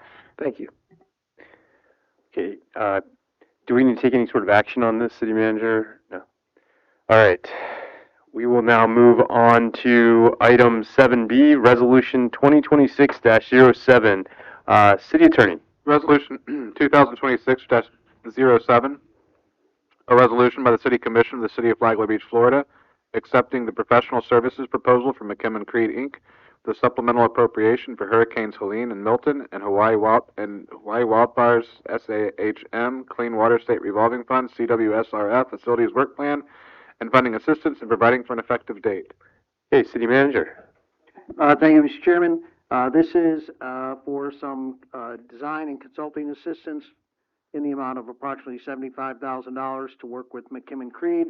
The supplemental appropriations for Hurricanes Helene and Milton. The city has qualified and been awarded, or at least we're on the list of awards, for a $20 million Clean Water State Revolving Loan Fund to help, and this project is to address 4 more lift stations as well as other stormwater improvements. And the way it's currently laid out is the city will have access to the $19+ million of loan, and then approximately $10 million of that loan will be forgiven. So basically, it's a $10 million grant, and the details of that are provided in your packet. And representative from McKimmon Creed as well as Mr. Freeman are here tonight if you have any other questions about the proposal. All right. Does anybody have any questions or comments or concerns for the city manager or the representation of from McKim and Creed and or the city engineer? Commissioner Coy? Well, I'd like to hear from the city engineer on, what projects this loan would go to, like specifically, so that the public knows, okay, there's $20 million. What exactly is gonna get fixed? I know there's a couple lift stations, but we got 20 mil. I think if we can let the public know what all this 20 mil covers, that would help out a lot. Okay, Mr. Freeman? Thank you. So this covers 4 lift stations throughout the city. So the lift stations would get rehabilitated, as well as it incorporates some drainage improvements that are near the lift stations. So what we did was we combined some repairs to the lift station as well as the drainage improvements in this application. And we used several of the drainage projects that were in McKim and Creed's master stormwater plan. And so we rolled them together, and so the $19.1 million, it includes that. And so it's essentially areas, you've got areas down towards the lift station at 12th Street in South Flagler. And then you've got the areas on, it's Oak Lane, or Oak, I get the Oak Streets, Oak Lane. It's over there on the land side of the intercoastal, and I believe it's Oak Street. I have to look at the map. It's Oak Verify the name. Oak Lane. Okay. Yeah, the list of the specific lift stations he's talking about, you can find in the packet on page 35. Thank you. And what we did is incorporated several of the drainage improvements that were highlighted in McKim and Creed's stormwater master plan. Right. Commissioner Bellhammer? Is this outside of things we already have in the budget? Yes, it is. So this doesn't include the 4 lift stations we're talking No, about? these building are from totally scratch. different. These are totally different ones. So we're gonna spend 20 million on, or 19, on, rehab and how many? 4 lift stations. The majority of the cost is actually in the drainage improvements rather than the lift stations. Okay, so, is that something that could, are these particular lift stations in areas that, aren't high enough otherwise? I mean, They're in flood what are zone. we gonna do with 12th Street to keep water away from that? I don't get that. Well, so we can look at that design and we can see whether or not we can, I said 12th Street is actually 16th Street. So what we can do is just look and see whether or not we could rehab that lift station. Can we do anything to make it more resistant to flooding? Because all these are located in flood zones. There's things where you could extend the height of the lift station. You could add watertight lids. It needs to be, they all need some rehab work, so you're going to have to reline the inside of the lift stations. They're going to need new pumps. They're going to need new control panels. There's going to be some new piping. Okay. I just wanted to know whether it was associated with any of the 8 that we have in our budget. And just for the public record, Beyond those. sorry, I didn't mean to interrupt you. It's south, right, what I'm seeing on here is it's actually South 6th Street. So I just want to make sure that there was no miscommunication there. So just for the public, and I'll open this back up to everybody, it's South Flagler Avenue at South 6th Street, 1101 North Daytona, 17 Oak Lane, which is not Oak Street, and then 1727 Windsong, and that's up on the north side, correct? Because I know there's other Windsong down correct. by the, okay. All right. Just wanted to make sure we had all those addresses. Does anybody have any other questions for the city engineer or? Hey, let me clarify, those are the 4 lift stations. If you want to see the other entirety of the stormwater improvements that Mr. Freeman referred to, all of the elements are on from page 47 to page 54, I believe, 56. So you've got the the lift stations, but then you've also got, as Mr. Freeman referred to, improvements at South 16th Street. So these are all pulled from the previously presented McKim Creed stormwater plan. So it's not just 4 lift stations. Okay. There are other improvements that are included or highlighted in that packet. So that start on page 47, correct? It's the title sheet, correct. Okay, thank you. I'm confused. Where's the lift station at South Sixth Street? That's a typo, it's actually South Third. Okay. That makes better sense. Thank you. And that's South Third and South Flagler? Yes. Okay. There's nothing. All right, just want to make sure. All right. Does anybody have any additional questions? Commissioner Coy? Well, so this item is just for, they're gonna be getting this whole plan together to apply for this. Is that correct, City Manager? Correct.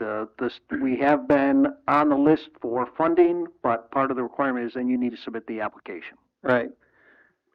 And this will get the application submitted, and then if it gets approved, then this stuff will come back to us?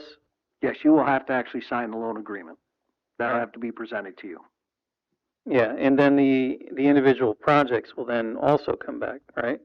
Correct. That'll probably be part of the bid package that comes back for you as well. Yeah. Yeah, because and then I guess that's what I was looking for, a lot more detail. So when we say lift stations and drainage projects, it doesn't tell the public anything. There's on page, let me get my eyes on here, 48, there's a $6 million drainage project. And it tells you a little bit about what it is, installation of stormwater inlets, conveyance pipes to direct runoff to a new outfall pipe with some swales. But I mean, it doesn't let the public know, especially the folks that live in this area, exactly what it's going to consist of. And I guess that will be the detail that I'd be looking for when this comes back. Because that's important, because if we're going to spend $20 million, we got to, if anything, put something together they can digest. And I'm sure that'll be part of the engineered plans that come before you. But as it stands now, it provides an adequate summary of what the general nature of the programs are. Okay. But that level of detail, yes, we'll come back to you and will be available to the public as this document is already. All right. All right. So, does anybody else have any other questions before I open up for public comment? No? All right. I'll open this up for public comment. Does any members of the public would like to speak on this? RJ Santori, 618 Cumberland Drive. I'm just curious, I'm looking at page 57, page 50, which shows the south area, looks like South 16th and South 17th. But notice on South 17th, there's no orange line for proposed pipes, and I believe that's where the South 17th vacation rental proposal from the PAR board the other day was looking at. I'm just curious as to why. Thank you. Thank you. City manager, or would you be able to address that question, or would the city engineer? I guess I'm just not clear on what the question was. Mr. Santori, feel free. Yeah. Okay, I believe I'm on page 50, and it shows, okay, so if you look at the left area where it says South 17th, you could see there's like an orange yellowish line that goes down the dirt road behind or the empty lot. And I recall from the PAR board meeting last week that there is a proposed 3-story, 8-unit vacation rental building to go there. And I noticed that there's no drainage on that map for that part, so that's why I'm asking about it. Thank you. And I can address that. So at this time, they're conceptual. Once we actually get into the project and start our design phase, anything new that's come up can be picked up during the design, and we can add all that in there. But at this point, it's mostly conceptual, so it's not going to be completely accurate. Okay. Thank you. Anybody else have any public comment on this matter? All right, seeing none, I'll bring it back to the board and we'll look for a motion. Do we have a I'll motion? make a motion to approve resolution 2026-07. Do we have a second? I'll second. I have a motion and a second. Penny, would you please call roll?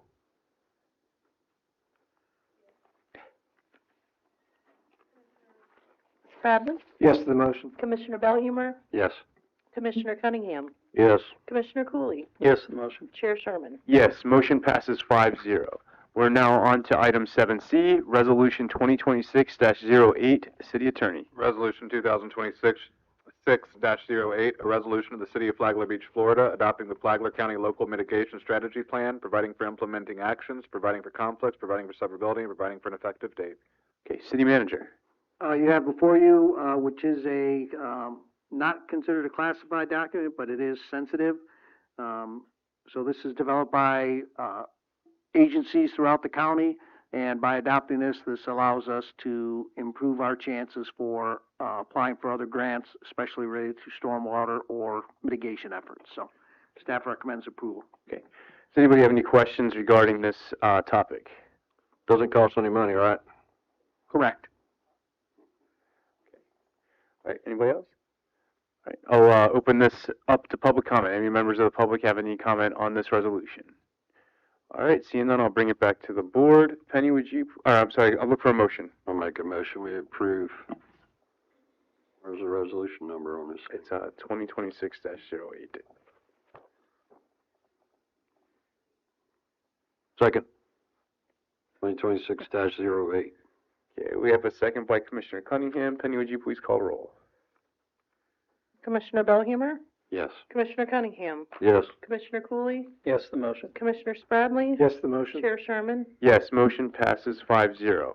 All right, we're now on to item 7D, Resolution 2026-11, City Attorney. Resolution 2026-6-11, a resolution by the City Commission of the City of Flagler Beach, Florida, approving an intergovernmental cooperative agreement based upon an existing procurement effort by the City of St. Augustine, Florida, for derelict vessel removal, destruction, and disposal services, providing for conflict and an effective date.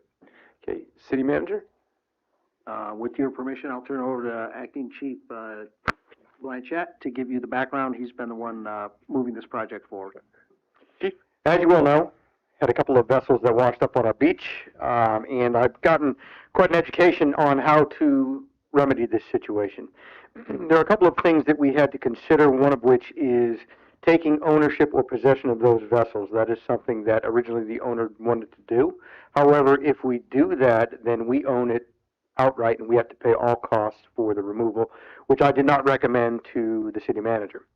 The other options are to do what we have done already. There is under Florida law, there's a 7-day wait period that we have to allow the owner to remove it from the beach. If they don't, in that 7 days, we have to legally post it, which we have done.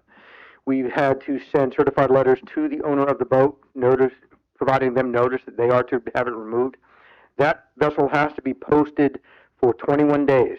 After 21 days is when we can go ahead and take action to remove the boat. That would require a RFP. However, we spoke to our partnership to the north, St. Augustine PD. They deal with this 40 to 50 times a year. So we invited them down to our city to kind of guide us through this process. They provided a comprehensive guide as to how we can handle this, what we need to do.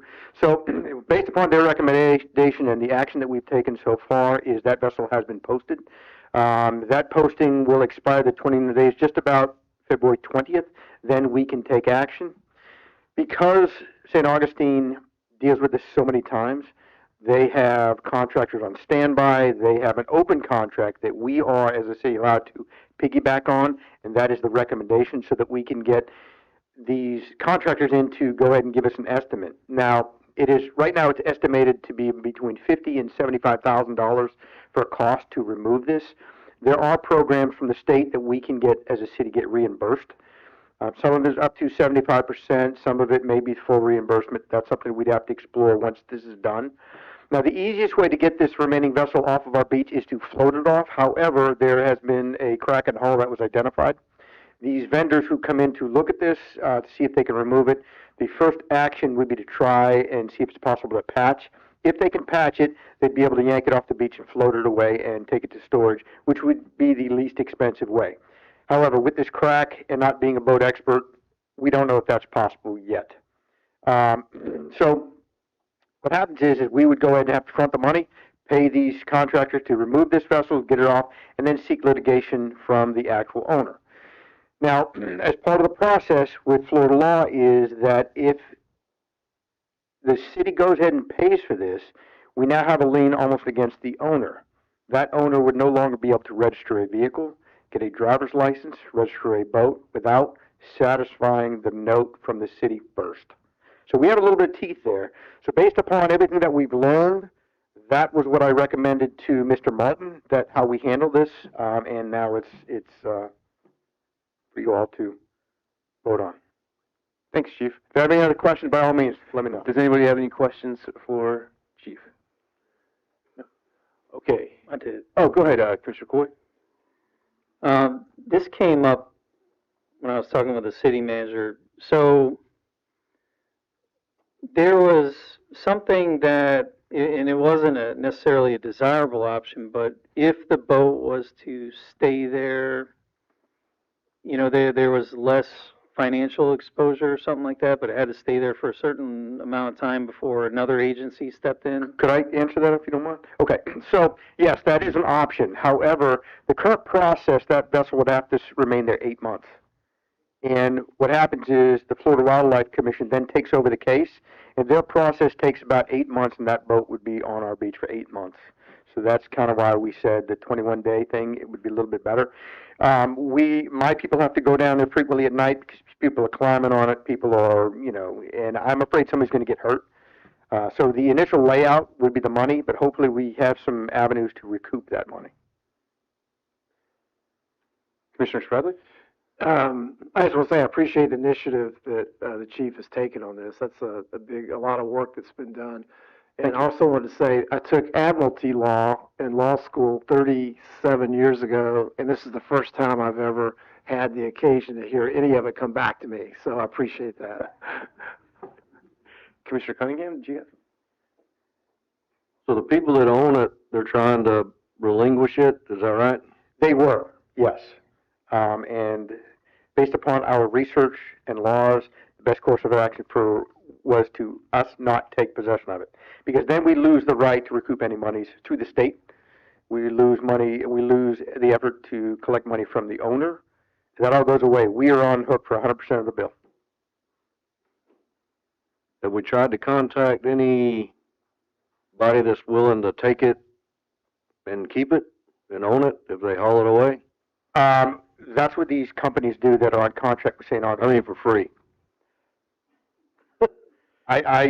Here's the problem. The problem is with the way our city charter is, we can't drive vehicles down there to remove this thing. It would all have to be done A1A side over the dunes without disrupting the dunes, and the cost of that alone would be more than the vessel's worth, from what I've been told. Well, I was thinking fix the patch and hook a rope and pull it back out in the water and throw it away. Either cut it up into pieces and haul it away that way. I didn't explore that option. That's it. Okay. All right, Mayor? For future, granted this doesn't happen, fortunately, very often, is there insurance that could get involved from the owner? We looked at it, that's a very good question. We looked at it as well. Specifically, in the insurance policy, it says they will not cover any expenses related to this exact incident. Yes. They will not pay for any recovery. They will not pay for any damage repair to refloat it. We looked into the insurance as well.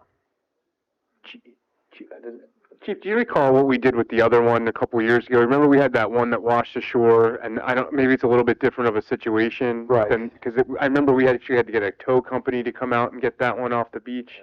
Small enough that we could drag it off the beach. Okay. Right, that one was a little bit smaller. Right, quite a bit smaller. Right, and that one was easy. In my time here, we've had 5 wash up on the beach, one that sunk at our boat ramps. And the involvement, I didn't have a lot of involvement in the bigger ones. The little ones were pretty easy to snatch, but this one's a good size, and you know it's not something that's going to be. And here's another problem too: is there's no guarantee if they fix this hull, it will hold enough for them to drag this thing out to sea, because they can't just drag it out to sea. They have to bring it into another inlet, which would probably be Ponce. I don't know if Matanzas can handle it because of the size of it, and then they have to pull it there and store it. That's part of this whole contract. It's a birth to grave type of contract, so they handle everything in between. Thank you. Commissioner Belhumeur? I remember a neighbor of mine back many moons ago, got drunk and mad at his boat, so he got his chainsaw out, chopped that sucker up and got rid of it.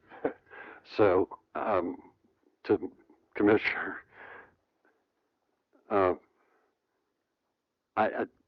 that's an option. It is an option. Cut it up in pieces and the haul fuel it that way. has been removed. The oil has not.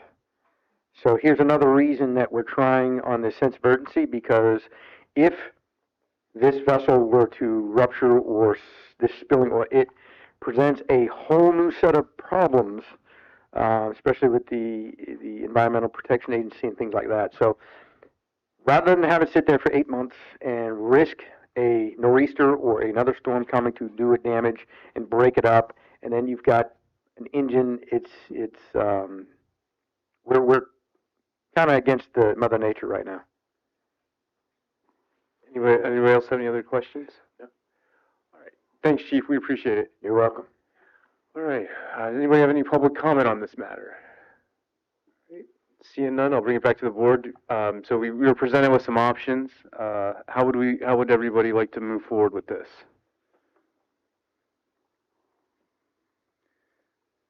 A motion to approve Resolution 2026-11. Second. All right, we have a motion and a second. Penny, would you please call roll? Yes. Commissioner Cooley, Yes, the motion. Commissioner Spradley, Yes, the motion. Commissioner Belhumeur, Yes. Chair Sherman. Yes. I forgot where I was. Motion passes 5-0. All right, we are on to item 8A, and this is the final site application for PMS 26-0001. City Attorney? Was this yours? You can read this as planner. Okay. City Manager? City Planner? Thank you. This is a request for a final site plan approval to construct a 3-story commercial bank building in the general commercial and the CRA overlay downtown mixed-use zoning district. It's a 3-story, 35-height commercial building. The height at the top of the parapet is 41 feet. The total area is 8,000 square feet. Under air will be 6,100 roughly square feet. The design guidelines establish 3 planning areas, and this fits in the downtown mixed-use district. All the minimum site improvements and site planning design principles, including off-street parking, have been met. And the only thing that the applicant will do at the building permit is submit a signage plan, which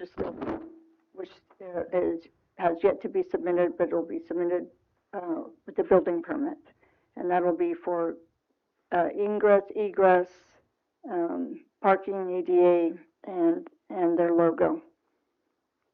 And staff recommends approval. Thank you. Thank you. Does anybody have any questions for the City Planner? And or is the applicant here as well? Does anybody have any questions for the applicant or the City Planner? Commissioner Cooley? Closest reference I got here is page 465, but the layout of the property, what looks like it would be the southwest corner. Is that it? Our copies are so small I can't make out what these symbols are. Is that basically the trash receptacles or dumpster pad there? Southwest corner, yes, it has Okay. the tippy carts. Got it. Okay. Joseph Pizzulli, architect. We'll make them the same color. Sorry, Silas Princess with Representative Barbara Bank.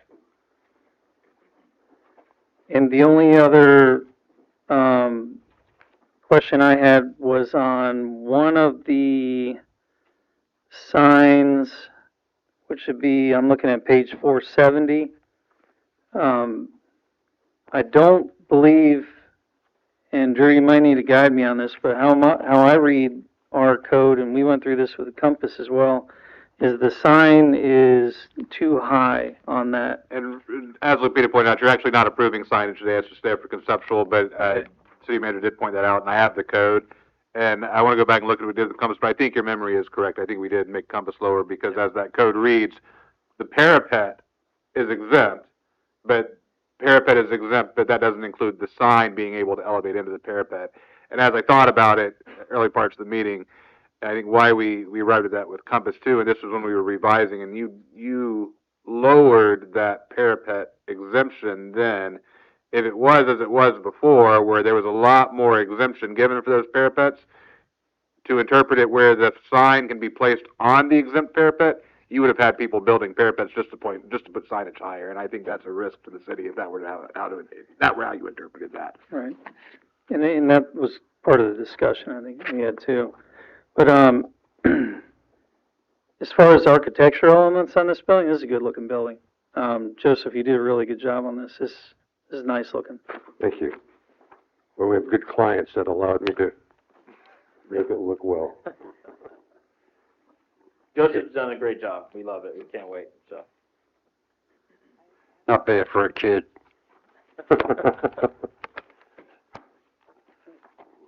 Anybody else any other questions or comments? All right, thank you guys.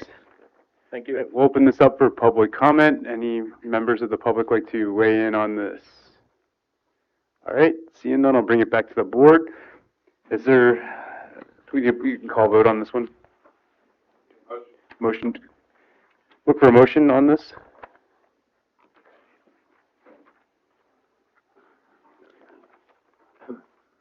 Motion to approve final site plan application PM S26-0001.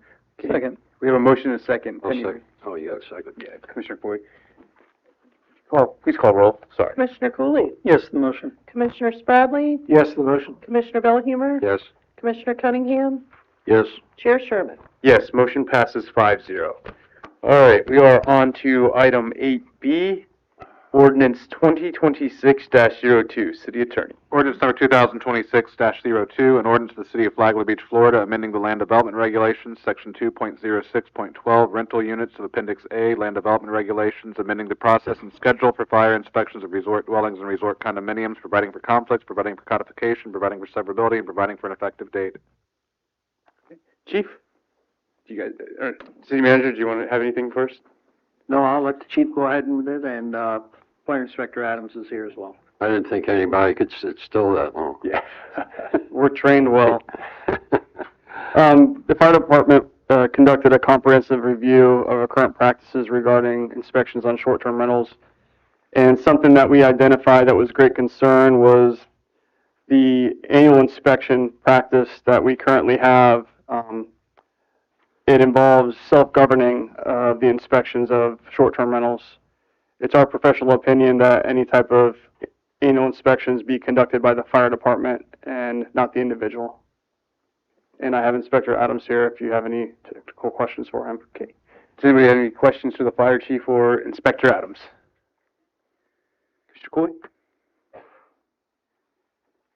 So making this annual and having it done by our fire department on top of all the commercial inspections and everything else y'all got to do with the condos, stuff like that, I mean, is this realistic? You guys can get to all of that? It is realistic. The current practice is the initial inspection with the short-term rental. The fire department does the inspection. But the sequential annual inspections, the individual is given a form and they're checking off boxes and doing their own inspections. Being such a life safety issue, it's again our professional opinion that the fire department, who's a subject matter expert within this area, should be conducting those inspections. After consulting with Inspector Adams and coming up with a game plan. We see that it is feasible to conduct these types of inspections. Okay. Does anybody else have any other questions for the fire chief or Inspector Adams? Is there a fee that gets charged for that? There is, and I would refer that to the fee schedule that was just recently passed. Gotcha. Great. Thank you, guys. All right. Open this up for public comment. Any members of the public like to speak on this matter? Okay, seeing none, I'll bring it back to the board and I'll look for a motion. Motion to approve ordinance 2026-02. Second. All right, we have a motion and a second. Penny, would you please call roll? Yes, that's correct. Yes to the motion. Yes. Commissioner Cunningham? Yes. Commissioner Cooley? Yes to the motion. Chair Sherman? Yes, motion passes 5-0.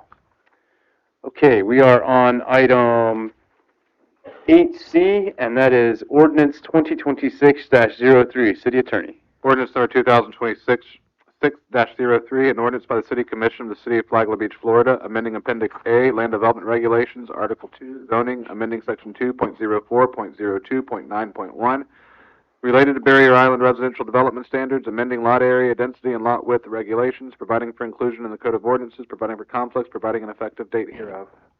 Okay, City Manager? And I'll ask City Planner. City Planner. Thank you. So in July of 2024, the Planning and Architectural Review Board considered the proposed ordinance and voted unanimously to recommend the City Commission to approve the amendment. So amending the minimum lot width to 50 feet aligns with the city plat and eliminates the creation of non-conforming parcels. And the minimum lot width of 50 feet also ensures property regulations post-disaster recovery and any current redevelopment remain compliant with the city's current pattern of development. It was an oversight in the workflow and not advancing the proposed ordinance through the legislative channels. However, the ordinance remains relevant, and staff recommends the City Commission approve the ordinance. Thank you. Does anybody have any questions for the City Planner? Question, comment. Okay, go ahead. This just puts us back to where we were. We have many 50-foot lots and quite a few that are only 100 feet deep. So that in correspondence with changing the minimum square footage makes your minimum lot 50 by 100, which we have many of. So I see no issues with it. All right. Anybody else have any comments or questions for the City Planner? All right. So I'll open this up to public comment. Any members of the public like to speak on this? RJ Santori, 618 Cumberland Drive. I was looking at this and I see that this came about in June of 2024 from the PAR board. And I'm wondering, with this large gap, should it be sent back to the PAR board for this newer board to look at with the substantial change in members of that board? Looking at it, I see that it's the medium density residential that's significantly changing the width of the lot size. So you mentioned we have a lot of lot size at the 50-foot range. How many of these are going to become like similar to what was just approved at the PAR board? More of these vacation rentals or medium density units in our city. So I was just curious how many lots are going to be affected by this change, and are we going to be looking at increasing the density significantly here in Flagler Beach? Is our water consumption use even able to handle this kind of increase in density with everything else going on? So that's really my only comments on this. Thanks. Okay, thank you. City Planner, would you like to address some of those questions? Sure. To be clear, we're not increasing the density. We're simply aligning the current plat, the code regulations with the current plat, so that if a storm, for example, happens, and the minimum lot width is 60 feet or 75 feet, and most lots are 50 feet, it would be a non-conforming lot. So this makes the lots conforming. If I can weigh in on the second part of that question on the short-term rental / the commercial type uses, this is only affecting your actual residential zoning districts, which does not allow for those uses. Got it. Okay. Does anybody have any questions or comments regarding what was asked? Now I'll make a motion that we approve Do we have a motion? ordinance 2026-03. I'll second. All right, we have a motion and a second. Penny, would you please call the roll? Yes. Commissioner Cunningham, Yes. Commissioner Pooley, Yes to the motion. Commissioner Spradley, Yes to the motion? Chair Sherman. Yes, motion passes 5-0. Okay, we are on to, I lost my place here. We are on to staff comments, correct? Yes. Okay. All right, city attorney. Just Wait a to let, minute. Oh, okay. So, no, I'll be in town again tomorrow. We have our conflict, assessment meeting with the county at the county government building, and remember the reminder that is a public meeting. If anybody would like to attend it, public is welcome, you are welcome, but that will be happening tomorrow, and that is my report. Okay, thank you. Commissioner Bowden, I'm sorry. questions for Drew. Oh, you have a question for the city attorney? Drew, our derelict house on Flagler Avenue, we making any progress on serving those people? Yes, we published service several weeks ago. We got the order from the court authorizing service of authorization to publish, to serve by publish. I cannot speak tonight, but so that came, I think, 2 or 3 weeks ago. So yes, it is moving forward, but like I think I told you, they were ducking service. We had the process server stakeout. They managed to avoid that, so we had to resort to. What's the timeline? So going forward? once we have good service, then they have 20 days to file an answer. If they don't, then we can move through the default process, which moves much quicker. If they answer, then we are into the litigation phase of it. Ultimately, we move for summary judgment, but that stretches it out several months at least. So ideally, if there's no answer made, then we can default it, which will happen much faster. Any progress on the e-bike ordinance? It will be likely March when it comes. Like I said last meeting, it is simply a matter of where we've been with the agenda items that we have. Okay. And the Bank of America building, work permit has, expired back in September, early September. So there's no reason that, that can't be, code can't go after them now. Remind me of what the situation on the property is. It's just, Not in use. It's not in use, it's underutilized, it's contributing to It's great. What's the condition that would lead to the code enforcement? That's why I'm asking. What's the condition? Is it boarded up windows and so international property maintenance type, IPMC type issues? Right. Yes. As long as there's a code that they are in violation of, yes. Okay. So, you can maybe get, word to code enforcement to do something about that, Mr. City Manager? Yeah, it's either code enforcement or if it's the international property code, it may be the building inspector. No, it's code enforcement either way. A code enforcement we adopt, it's just a standardized code that we adopt for those kind of exterior maintenance issues. IPMC covers it, but it's still a code enforcement function, yes. Okay, that's all. Okay, does anybody else have anything for the city attorney at this time? All right, city manager. Thank you, Mr. Chairman. The governor has declared and he issued an executive order declaring a state of emergency for several counties, including Flagler County, due to the recent winter weather and the ongoing drought conditions. The city did post that emergency executive order on the city's website and Facebook page. I'd like to thank the facilities management staff for their efforts to restore services to City Hall. We've been without bathroom and kitchen service for many of the areas of City Hall due to some plumbing issues that they're working on to address, so they've been working on those for about the past week. And I'd also like to congratulate Lieutenant Schoenbrod, who graduated from the Flagler County Leadership Academy, adding to a growing number of city staff that has gone through this academy, which is organized and through the Flagler County Tax Collector's Office. So congratulations to Lieutenant Schoenbrod for that.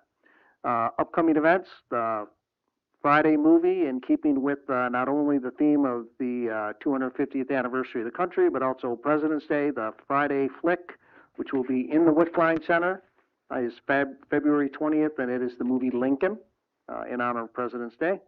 The second annual community dinner tickets went on sale today. I'd like to thank the dozen or so restaurants that have opted to participate this time. A lot of them are bringing back their same entrees, so it'll be an exciting time. And one thing that we're gonna do to encourage people to attend, we are looking at 200 tickets, but at that dinner, we will begin the raffle of several of the Centennial banners. So in order to purchase or try to earn one of the Centennial banners, that's where we'll conduct the first auctions for the Centennial banners. So you'll have to have a ticket to the community dinner to at least the first series of banners that we offer off. Wickline playground equipment was discussed briefly. It is scheduled to arrive next week on Thursday, February 19th. City staff has continued their discussion with not only Beach Park Village, but also St. Johns River Water Management District about the connection for irrigation meters, so those talks are moving forward. I did provide you with a draft, which obviously based upon some of the earlier discussion about the TPO project, which you will have. This is just the draft. I will delete the reference to the beach walk component of this grant application, but you will see the full grant application before you at the next City Commission meeting. It's due on February 27th. You'll meet on February 26th. And again, the summary is that looking to replace the boardwalk, in Commissioner Belhumor's terms, the blue boardwalk that's surface laid between the pier and 7th Street, and also extending a connection to the proposed or conceptual Sun Trail, which right now the concept has that Sun Trail come up A1A. They're looking at all sorts of where they want to take it inland because it's too narrow for the Sun Trail to come north through downtown by the businesses. So they're looking at going inland toward Wickline Park. And right now the initial concept, it's not a final concept, is 9th Street.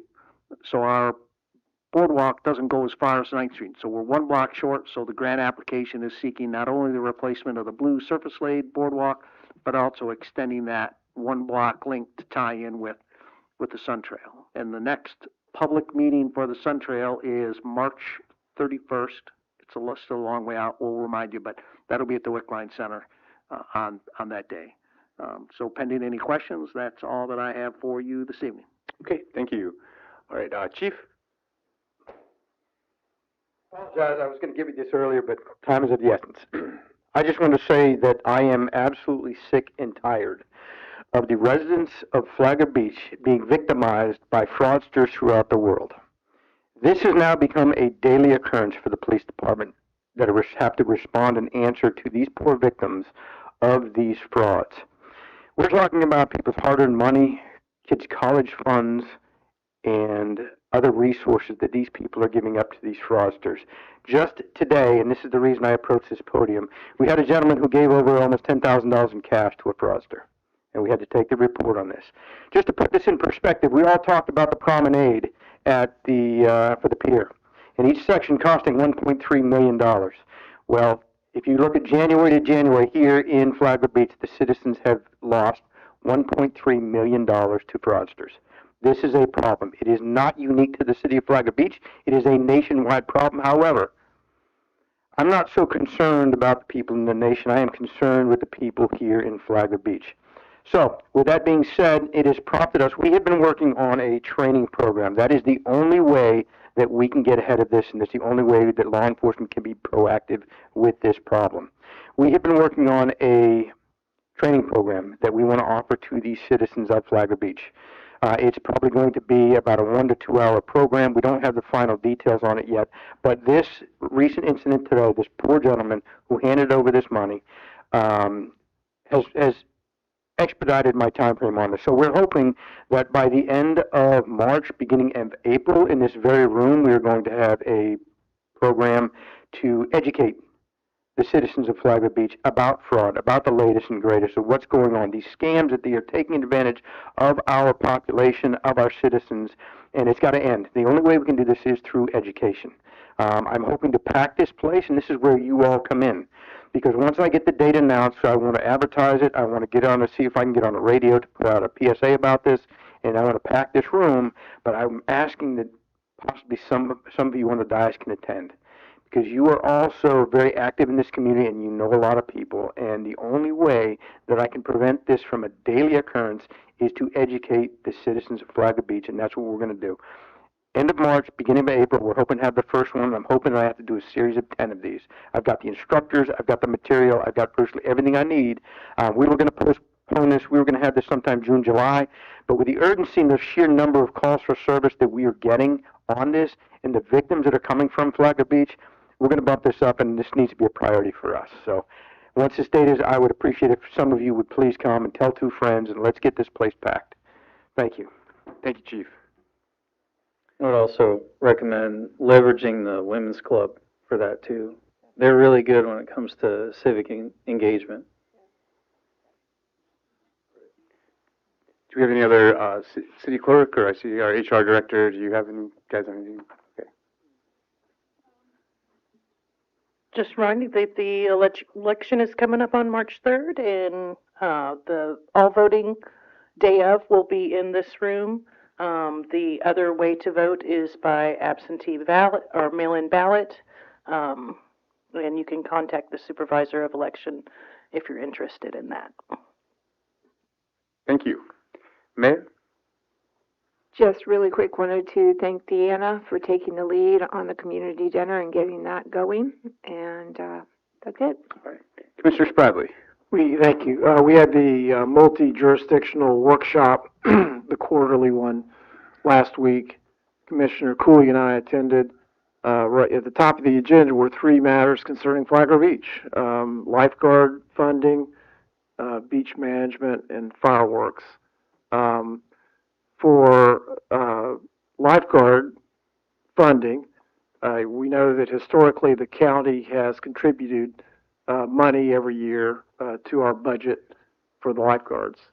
And so for the first time, it was discussed, it was brought up by by the District 3 representative of the county, who's our representative, that that consideration should be made for the county to cut its contribution and eliminate its contribution to Flagler Beach for its lifeguards. So there was discussion about that. I think the other representative of the county suggested something different than that. I know the Palm Coast mayor was present and surprisingly suggested that the county should help us with lifeguard funding. And of course, Commissioner Cooley and I recommended that. So the takeaway was that the historical funding for lifeguards by the county is still in this year's budget, and that Flagler Beach would be given notice once it comes budget season for next year if they plan to cut us out or reduce it. So we will definitely keep our eye on that. There was discussion about fireworks. You know, in the absence of the pier availability for July 4th fireworks, we've been idle for a few years. But it's projected that the pier may be available for fireworks again on July 4th in 2027. And then as it turns out, 2028 is the 100th anniversary of the pier. So I just made mention of the fact that the city may be interested in one or both of those dates to have and host 4th of July fireworks. Subject to much discussion and whether we actually want to do it. I just wanted to put it on the table. And surprisingly, the county expressed no interest in doing July 4th fireworks, so that it sounded as if that's the direction the city wants to go for one or both years, at least the current climate is, that we would be welcome to pitch in. Now, there were comments about our ability to host the fireworks alone with ingress and egress issues, traffic issues. I mean, the last time we had fireworks was, what, 3 years ago? Or 4 years ago, and that was a significant issue, and that was tens of thousands of Palm Coast residents ago, you know. So there's a lot to be discussed between now and then, but I just wanted to raise my hand and say that this is something we may be interested in, again, with the rich tradition of the fireworks around here. And I hope my dogs are not listening to this tonight, because they are not fans. So that was the multi-jurisdictional workshop. Commissioner Cooley, I'm sure, will add more to it. As for me, tomorrow morning on WNZF, its weekly radio show about matters in the area, Commissioner Hanson from the county and me from here will have a discussion about the relationship between Flagler Beach and the county. So I'm looking forward to that. Saturday morning at 9 o'clock at my law office next door, I'll host my 72nd town hall. Have a special guest, and I guess the spirit of a home-and-home engagement, Commissioner Hanson will be my guest. So we'll start the conversation at 9 o'clock tomorrow morning on WNZF, and then we'll continue the conversation at my office for all who are interested in coming by and hearing what the county has to say about why we're not getting the help we need. That'll be 9 o'clock Saturday morning. That's all I got. Thanks. Commissioner Shkreli, just, and this is actually for both of you guys, I just had a quick question. Was there any appetite from the county, if they're not willing to fund them, are they actually even considering offering up services to provide their own lifeguards then? No. Okay. So, I'll elaborate more when it comes to mine. I just wanted to ask that question. Yeah. What an interesting dynamic that was on the lifeguard discussion, but they don't really have any appetite to have lifeguards. And, all the county beaches are unguarded, and they're perfectly fine with that. Years ago, back when the multi-municipality meeting started, we brought up encouraging county to have lifeguards at some of their beaches, if anything, for a safety aspect. And there's, at least in that meeting, and Commissioner Spradley, you can chime in, I got zero appetite is what my radar picked up for lifeguards, and that was a little bit to the dismay of the mayor of Palm Coast. Yeah, I agree 100%, and it's just amazing how the change of composition of the board has changed its view entirely, at least for the moment, on lifeguards. The idea where things have dissolved from the first of these multi-jurisdictional meetings, and for those who don't know, they're conducted quarterly. There's 2 representatives of the county and 2 representatives of Flagler Beach, 2 representatives of Palm Coast, Bunnell, Beverly Beach, and then half the population of Marineland. So we're all there to discuss issues. And when we started, and I believe Commissioner Dance chaired the first several meetings, he always made a point to say that the most valuable asset in the county is Flagler Beach and the beach.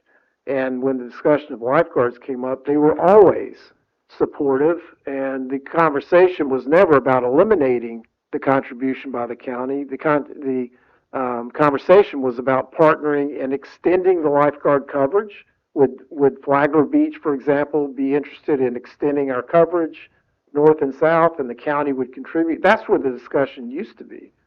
And now, Eric and I were sitting there shocked to hear our own district commissioner say, well, Florida statutes don't require us to do it, so why should we? So that's where we are right now. Thank you. Thank you. Commissioner Bohemer. Yeah, I have some concerns about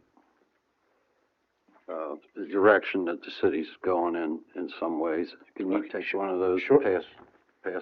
Pass one, okay. Pass.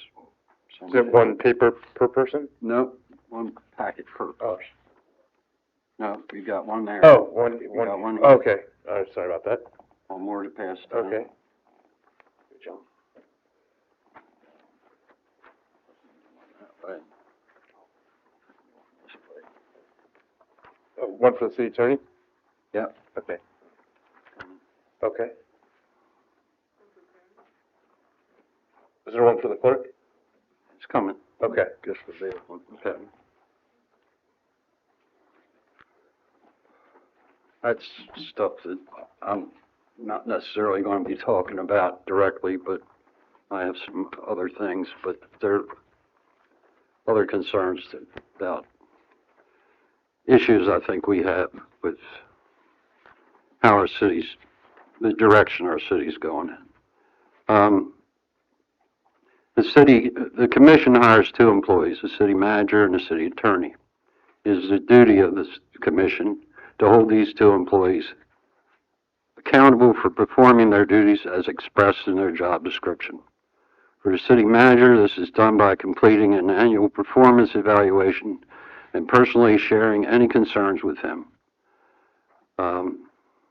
If there are concerns that the city manager has not resolved, it is incumbent on a commissioner to share their concerns with the other commissioners during a duly noticed meeting, and all concerns can then be discussed, leading to a consensus to take or not take an appropriate action to assure the city manager is held accountable with discipline up to and including termination.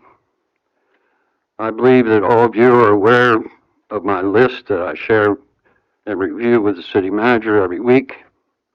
The very first thing on that list is accountability in bold letters. I actually shared it with him during our one-on-one interview before he was even hired.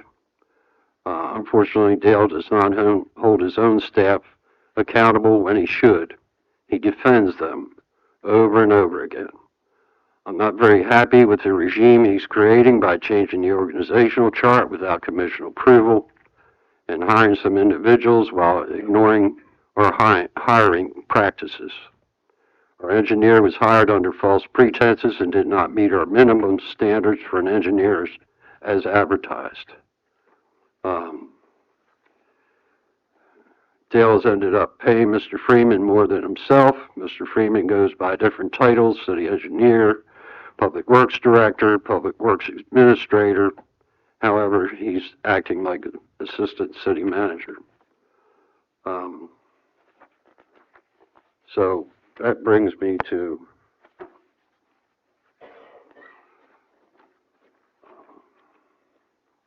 Legacy Point. I don't know how many of you are familiar with Legacy Point, but it's the development of 22 homes at the end of Leslie Street.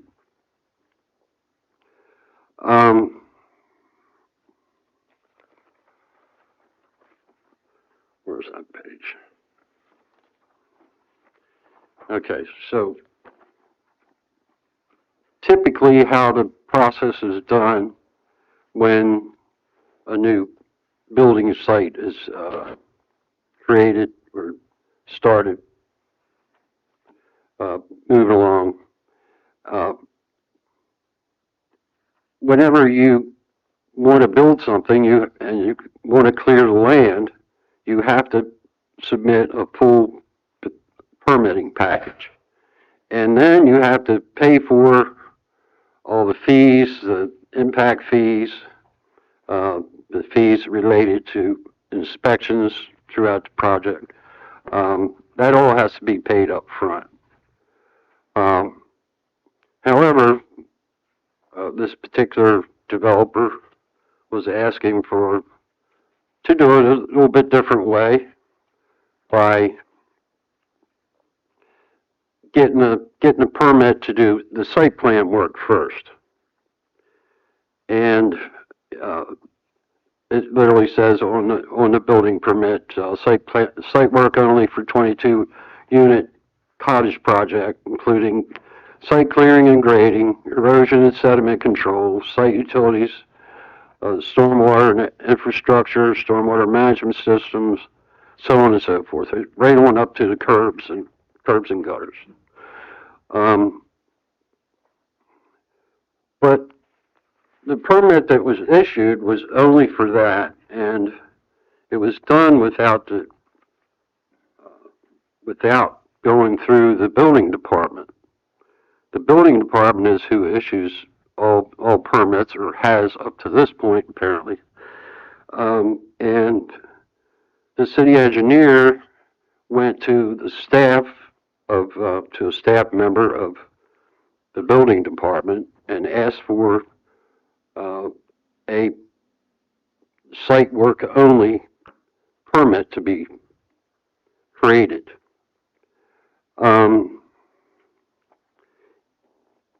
Mr. Freeman doesn't have the authority to give direction to staff of the building department. So that was out of bounds in my opinion, and I don't think anybody can say that it wasn't. There's other concerns I have. You know, hiring practices have been done outside personnel policies. Somebody changed a personnel file that we've heard about, and our city engineer admitted to, but no accountability.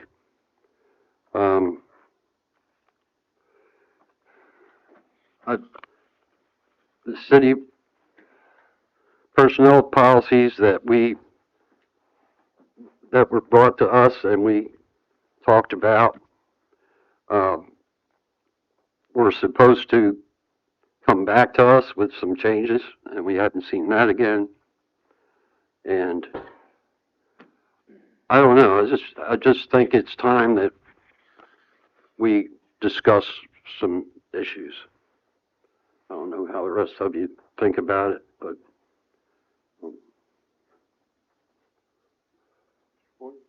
Sure, I got some thoughts. oh, go ahead.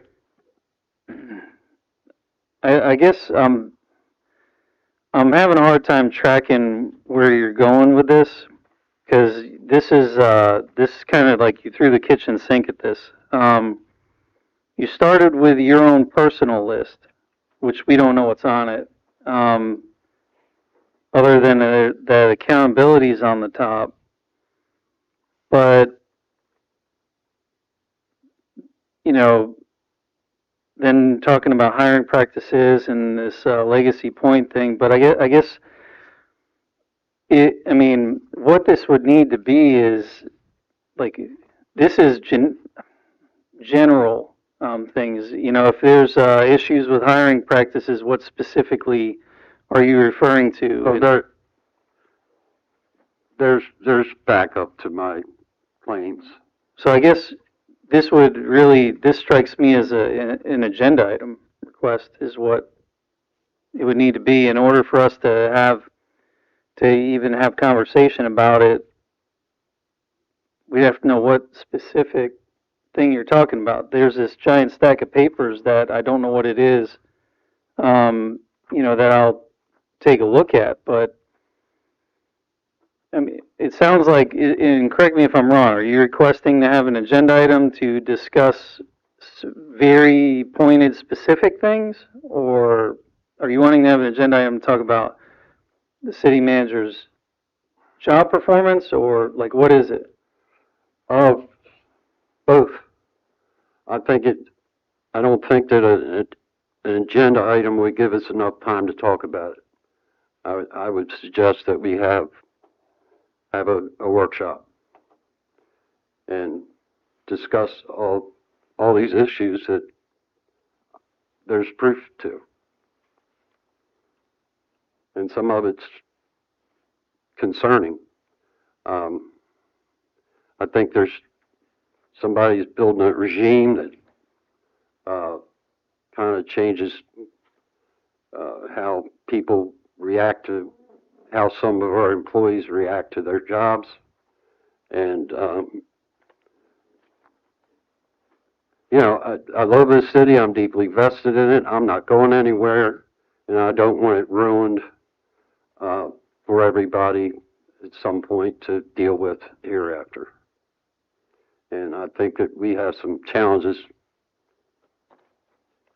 going on that everybody might not know about. Yeah, it sounds like there's a lot I don't know about, but I mean, who is the somebody building a regime? The city manager. Okay.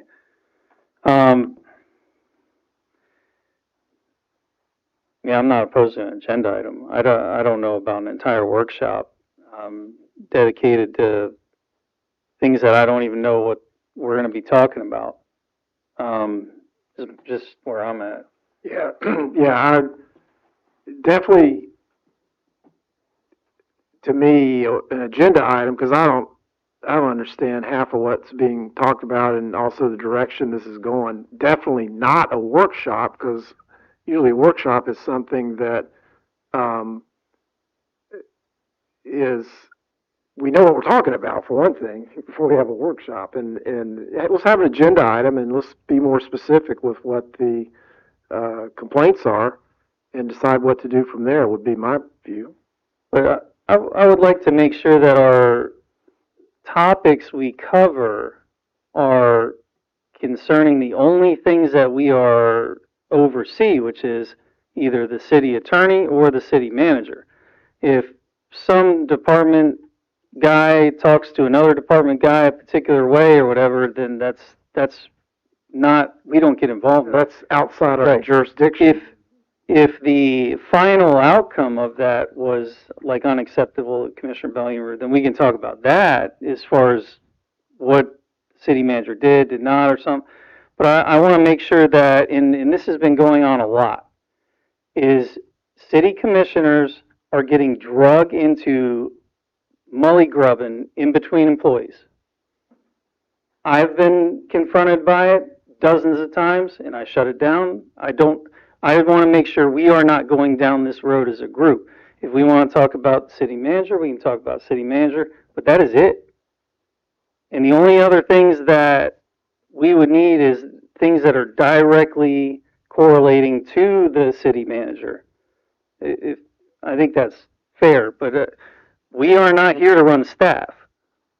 Is that fair? The thing I'm proposing. I just think if there is an accountability by the city manager with his staff, then we have to do our duty and hold him accountable.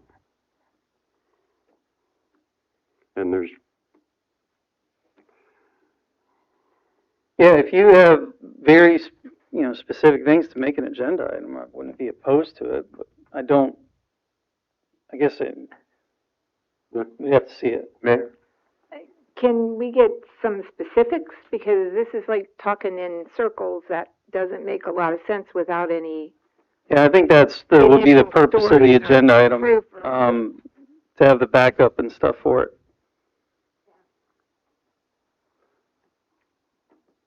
Do you have anything else, Commissioner Belhumeur? No. Okay, no. Commissioner Cunningham? We wouldn't need to decide if we. Oh, okay, I'm sorry. So, Penny, do you need some sort of consensus to have an agenda item to discuss these things that Commissioner Belhumeur brought before the board? What would... Okay.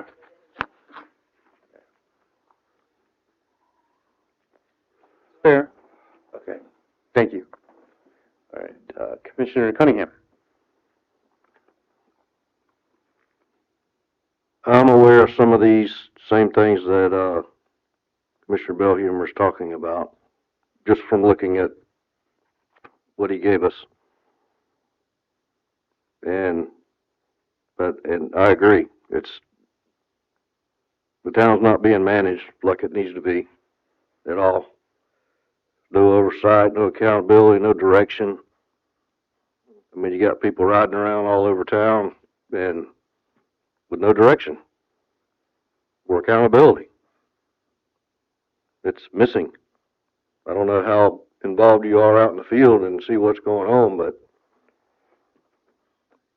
you should be.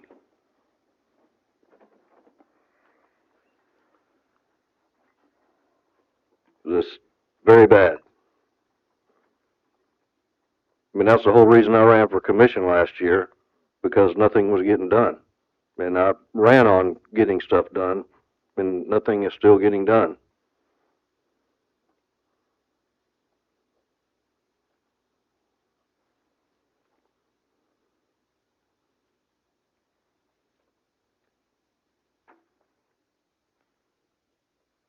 I mean, the right of way on 23rd recently this week that had been neglected, didn't even get it could have been a coincidence that they were planning on trimming it, but I think Commissioner Sherman nudged it along to make it happen. That's being reactive, not proactive.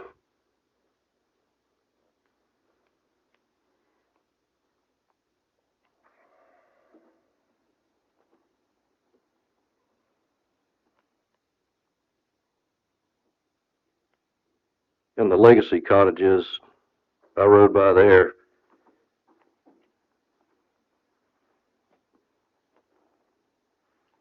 Also, there's no controls in place, no BMPs. I don't know if there's an NOI or SWIP or anything, because nothing's posted on the job site. If I was inspecting it, I would issue a stop work order.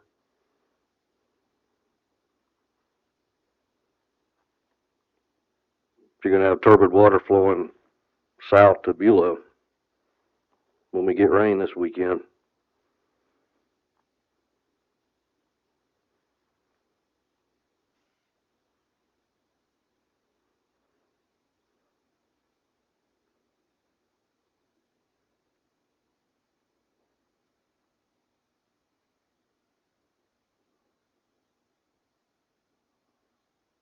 So I'd like to make a motion to terminate the city manager's contract with the city of Flagler Beach.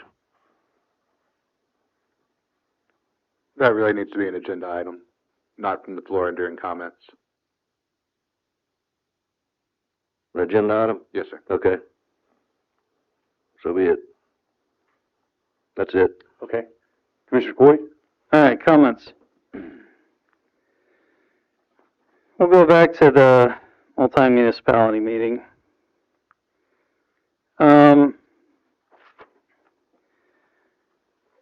So one of the things, and this goes back to the lifeguard discussion, one of the things that was brought up by our District 3 representative when we were talking about lifeguards is that the sports tourism, and I'm just paraphrasing, I'm not going to do direct quotes, I don't need to, the sports sector of Flagler County tourism was rivaling the beach within 1% or about to surpass it or anything like that. So I got with our tourism office because you all know I pull a lot of data and stuff like that and everything, and I'm not saying that that person was wrong. I'm saying there's absolutely not one piece of data anywhere that exists in that entire department, nor could they even come up with anything that would support that claim. Because immediately once that was stated, my phone started blowing up with people going, "Is this correct?" I said, "We had in all the years of going to TDC meetings, that was never discussed. The data supports otherwise. I don't think it's really worth debating on what type of tourism and percentages and all that. I mean, people come to Flagler County for the beach. The people who do sports tourism come to Flagler County and have their events because of the beach. The beach is the driver for it." And can I just add, while you're there, is the people who come to the sporting events go to the beach. Yeah. So it's not one or the other. One of the big draws for those tourism or the sports tourism aspect is the beach. So, I mean, I don't really know where that person was going with it. It was kind of unnerving because that's our representative who's basically saying the beach is invalid as far as tourism goes. You know, they come here for sports, but, you know, I think it's important that we talk about it and we at least address it. But there's no data that anybody can find that can back that up from our official source of tourism, and nothing even comes remotely close to that. One of the things that I would suggest as far as what came out of the lifeguards is, you know, we heard from two different heads as far as the county goes. We heard no, and then we heard we're going to do our best to work on that and it'll be a topic. But I don't know if y'all have an appetite to, you know, send a letter requesting before we have to budget that they just say, it's not a huge commitment that they can make collectively. They can talk about and say, look, we can earmark this money for lifeguards. So we don't have to go through a fire drill, you know, in the middle of summer when we're budgeting and they finally decide whether or not they're going to do it or not. You know, it's not an unreasonable request to say, out of your entire budget, are you all okay with just committing to next year saying we're going to put this in our budget before budgeting? It doesn't necessarily have to be discussed in their budgeting process. You know, we have a lot of things we know that are going to go in our budget, and we decide those ahead of time. That's called planning. That's what you do. I didn't know if you all have an appetite, because that question didn't really get answered. We had one head say we're going to do our best. We had one head say lifeguards are relevant, to paraphrase, or something like that. You know, it wasn't favorable. I don't want to stir the pot like about that, but there was two different things we heard, so we don't know where county stands. I think the comment that was made was Florida statutes don't require us to fund Flagler Beach lifeguards.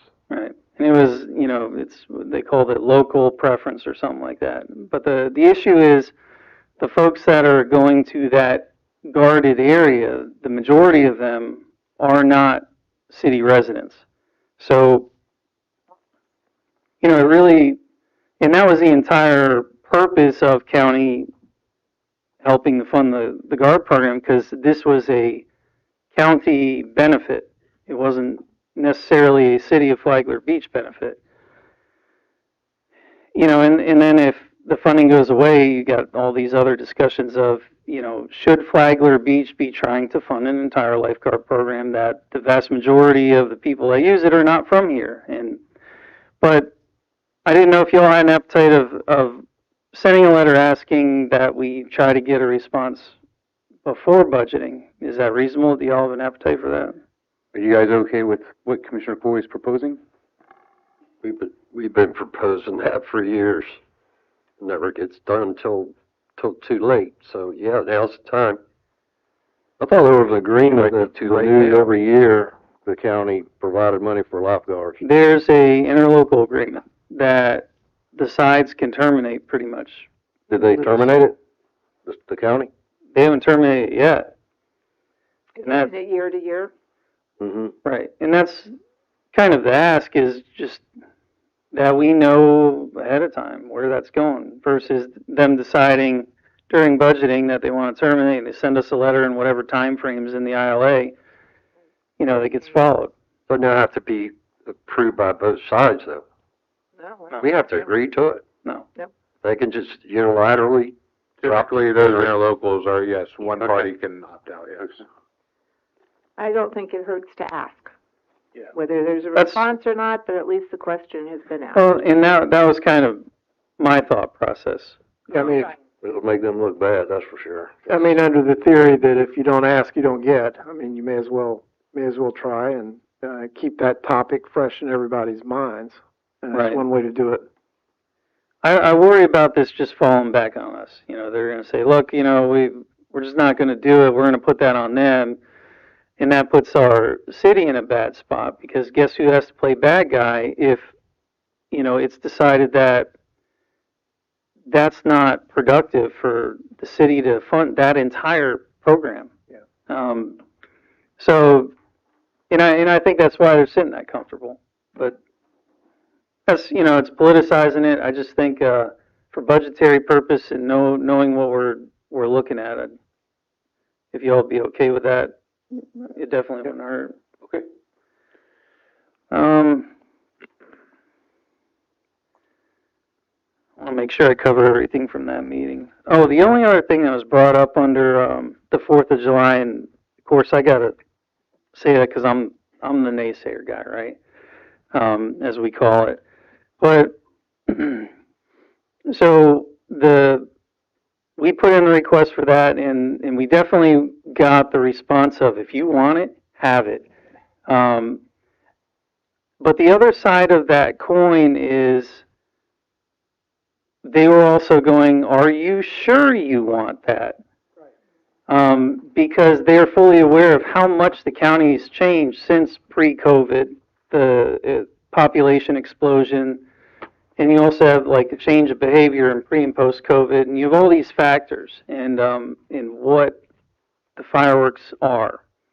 And I think that's something that we really need to look at. I know nostalgia is huge. I know emotion's huge. I know everybody wants to see it and all, but I think that, and that's, you know, and to Dale's point where he talks about wanting to plan this out real early, I think we really need to figure out is, can that event really, truly be done safely with all of the population? This city struggled from a safety aspect, the last one. And there's other municipalities that they're getting, you know, tight. I've heard it from, you know, Chief Downing when he's here. He's like, look, he's like, other municipalities have 4th of July too. They're spending overtime. And it makes it tough to count on officers from all kinds of municipalities in other places to send their people here. But I gotta be the one to say it. I saw firsthand just how bad it got, because that whole stretch all the way from the pier down to about the anchor was just chaos. And now when you look at 30, 40,000 more residents in county on top of that, and they're all going to come here, you know, can this city do it and keep everybody safe and not do that? But that was the reaction from the, you know, the mayor called it out of Palm Coast, and a bunch of other folks they were like, look, they questioned it because they understand what it's now become just because of the population size. And I know that, look, Flagler Beach has done fireworks over the pier since, you know, before dirt was invented. I get that, but it's just a matter of, you know, at what point do you have to say, you know, this small city, can we actually hold it? So I had to put that out there. It's food for thought, but it really needs to be a conversation. I know I'll get a lot of hate for it, but I'm only looking at, you know, just from the real side of it, is we struggled to keep everybody safe the last time around. You know, can we do it with all this additional folks? And that was how a lot of the discussion about the whole New Year's thing came about, is that's manageable. And it's great. But the other one, showing up at 5 in the morning and drinking till firework time? Would that be worthy of a workshop? That'd be probably a couple workshops. Well, let's start with Yeah. all the planning aspects from the safety point of view and build a case pro and con. Yeah, I definitely think at minimum it would be a workshop, and probably larger than just us. We have these these boards, and we got businesses. There's a lot of pieces to it, you know. But I just had to be the one to say it because it got brought up at the joint workshop. I saw the reaction of the electeds that really know what's involved in it, and I also know just you know, and I've been very critical of safety, you know, ever since then. Back in, what was that, 18 or 19, whenever the last one we had? Yeah, and so it hasn't changed. It's not that I'm against fireworks, because I absolutely love New Year's Eve. I think it is a phenomenal event, and it epitomizes what our small town charm and doing an event, and it's phenomenal for everybody. It's just great. But the other one, a lot of concerns, because in its essence, it really wouldn't be our event at that point. Because when you have, what would it be, at least 10 times our population coming here to see it, something like that. But that's all I got, and I think it's great that, Scott, you're doing that radio show. Commissioner Hanson has always been a big supporter of Flagler Beach, so that should be a good discussion. That's all I got. Just a quick question to address, Commissioner, the question about the interlocal agreement. It does call for 90 days written notice if either party wants to terminate it. And it was approved on a September day, so working with that, that's 3 months earlier than September, so you got basically the beginning of June that they would have to notify us that they don't want to be a part of it. And 90 days isn't much to react and plan and figure that out, which is kind of the basis of asking now. Can't bail on us this year then. That's all you got? All right, I just wanted to circle back with you guys. I did reach out to find out about just potential opportunities of dredging. They did surveys. What they say 2 years ago it was the last. They did some surveys, and the intercoastal's up to par for find. However, I guess my question or / direction would be to see if we can find out about addressing the estuary areas where, you know, it's been brought to my attention. But now it's two constituents. We have the one on the north side, I believe, that had mentioned the siltation, and then, you know, Mr. Street. And then in addition, I know Mrs. Natubik, or Ms. Natubik, has mentioned her canal multiple times. I believe, from my study of the city maps, I believe that is our property. I know you had mentioned to me also the lake on Palm Drive there. It's Palm Drive, right? Okay. So just looking at some of those areas where we could potentially, you know, dig out. I don't know if the word dredging is the right way of looking at addressing those, because I know those aren't areas of navigation, but they are areas of maybe helping address water runoff and, you know, help maybe flow some of that water out a little bit quicker for those individuals. So I don't know if, you know, what type of permitting that would be, or how we, you know, I know the estuaries might be just a whole other sensitive situation, but maybe we could look at those canals on Palm Drive at least, and then, you know, I don't know, like I said, I don't even know where we'd even begin to address the estuary situation, but I just wanted to circle back and let everybody know I did reach out to find on that, and that's all I had. All right, I will open this up for the last round of public comment. Any members of the public would like to come forward and speak on items not on this evening's agenda? Good evening, Mr. Chair, Vice Chair, Madam Mayor. A little frustrated. Try and calm down real quick. Benjamin Bellumer. I pronounce my name the correct way. My dad butchers it. I am Rick Bellumer's son, trying to do my best to help him get elected. And when you're going around with him, meeting people and learning about things, of course, I don't live over here. I've never lived over here. I live in Palm Coast, but my family's always been here. My family still owns property here. Still obviously have family here. I'm getting to know everyone a little bit. So to include Mr. Martin, who I've got like a blossoming relationship with, I guess, him and my son, his daughter. But here recently, we've met some people who give us information about some of the happenings in the city, and they are,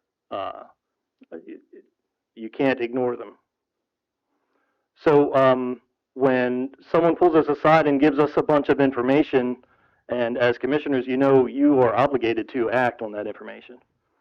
And with, I don't want to say certain things, but everything, as far as the management of the city, the buck stops there, except it doesn't. The buck stops up there. Whereas, and I'm not saying at all that, I'm not trying to point fingers, but something is amiss as far as the management, and I'll get away from the vague language here in a second. But the city's being poorly managed. The manager is either unable to or otherwise not holding his staff accountable.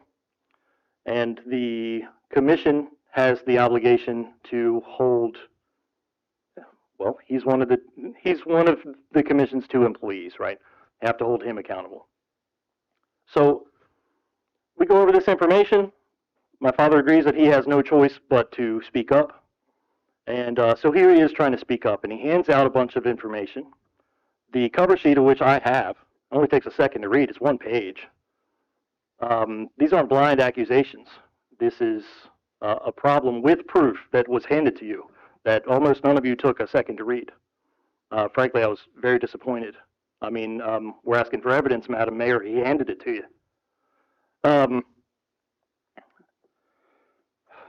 again, evidenced by what you were what you were handed: official misconduct, abuse of public position, procurement fraud, schemes to defraud, bid rigging, civil rights exposures. He handed it to you on a silver platter. If you don't mind, Mr. Chair, you often give people a spare second, so I'm going to. Yeah, I'll give you another 30 I'm going seconds. to. I've got one last part in here. The procurement fraud is really what got me, and I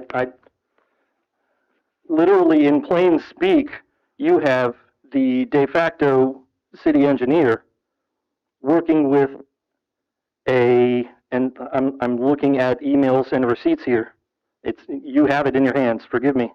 Telling a bidder for a contract on the city to keep his bid below a certain amount so it doesn't come across the commission's desk. Telling them the amount. It can't be, quote, over $35,000. The bid comes in, the receipt, shocker, $34,377. He did what he was told to do by the city engineer. I handed it to you. Thank you. The last thing I want to say is, I know it's probably going to have to be an agenda item. This may or may not be the last meeting that candidate Bellumer has. Is in 2 weeks.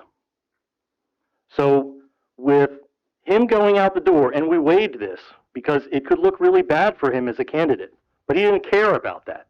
He wants to do the right thing for the city, and he handed it to you. So have a look at it and whatever else he has, because from what I was emailed, there's all kinds of other stuff. This was just the tip of the iceberg. But before somebody tackles me, Thank you. Thank you. Anybody else for comment?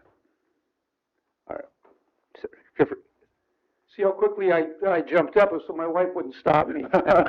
My name is Tony Raimondo, and I live at 114 Randall Avenue. That's a little bit south of here, and I'm an aspiring resident of Flagler Beach, Florida. And I was listening this evening, and I couldn't help myself but to come up here and tell you, I'm from New Smyrna Beach originally, and one of the things I would tell you about my town is that we mismanage growth. The reason that we're looking here is because Flagler Beach is really Florida's last best chance at preserving what some of us remember as a beach town. I listened to the discussion about the pier, and I listened to the discussion about the promenade, and I related it to my personal experience. If you've ever been to Sanford, I participated in the Riverwalk project. And if you've seen that Riverwalk project now, it's fundamentally changed our city. We conceptualized that plan in 1995.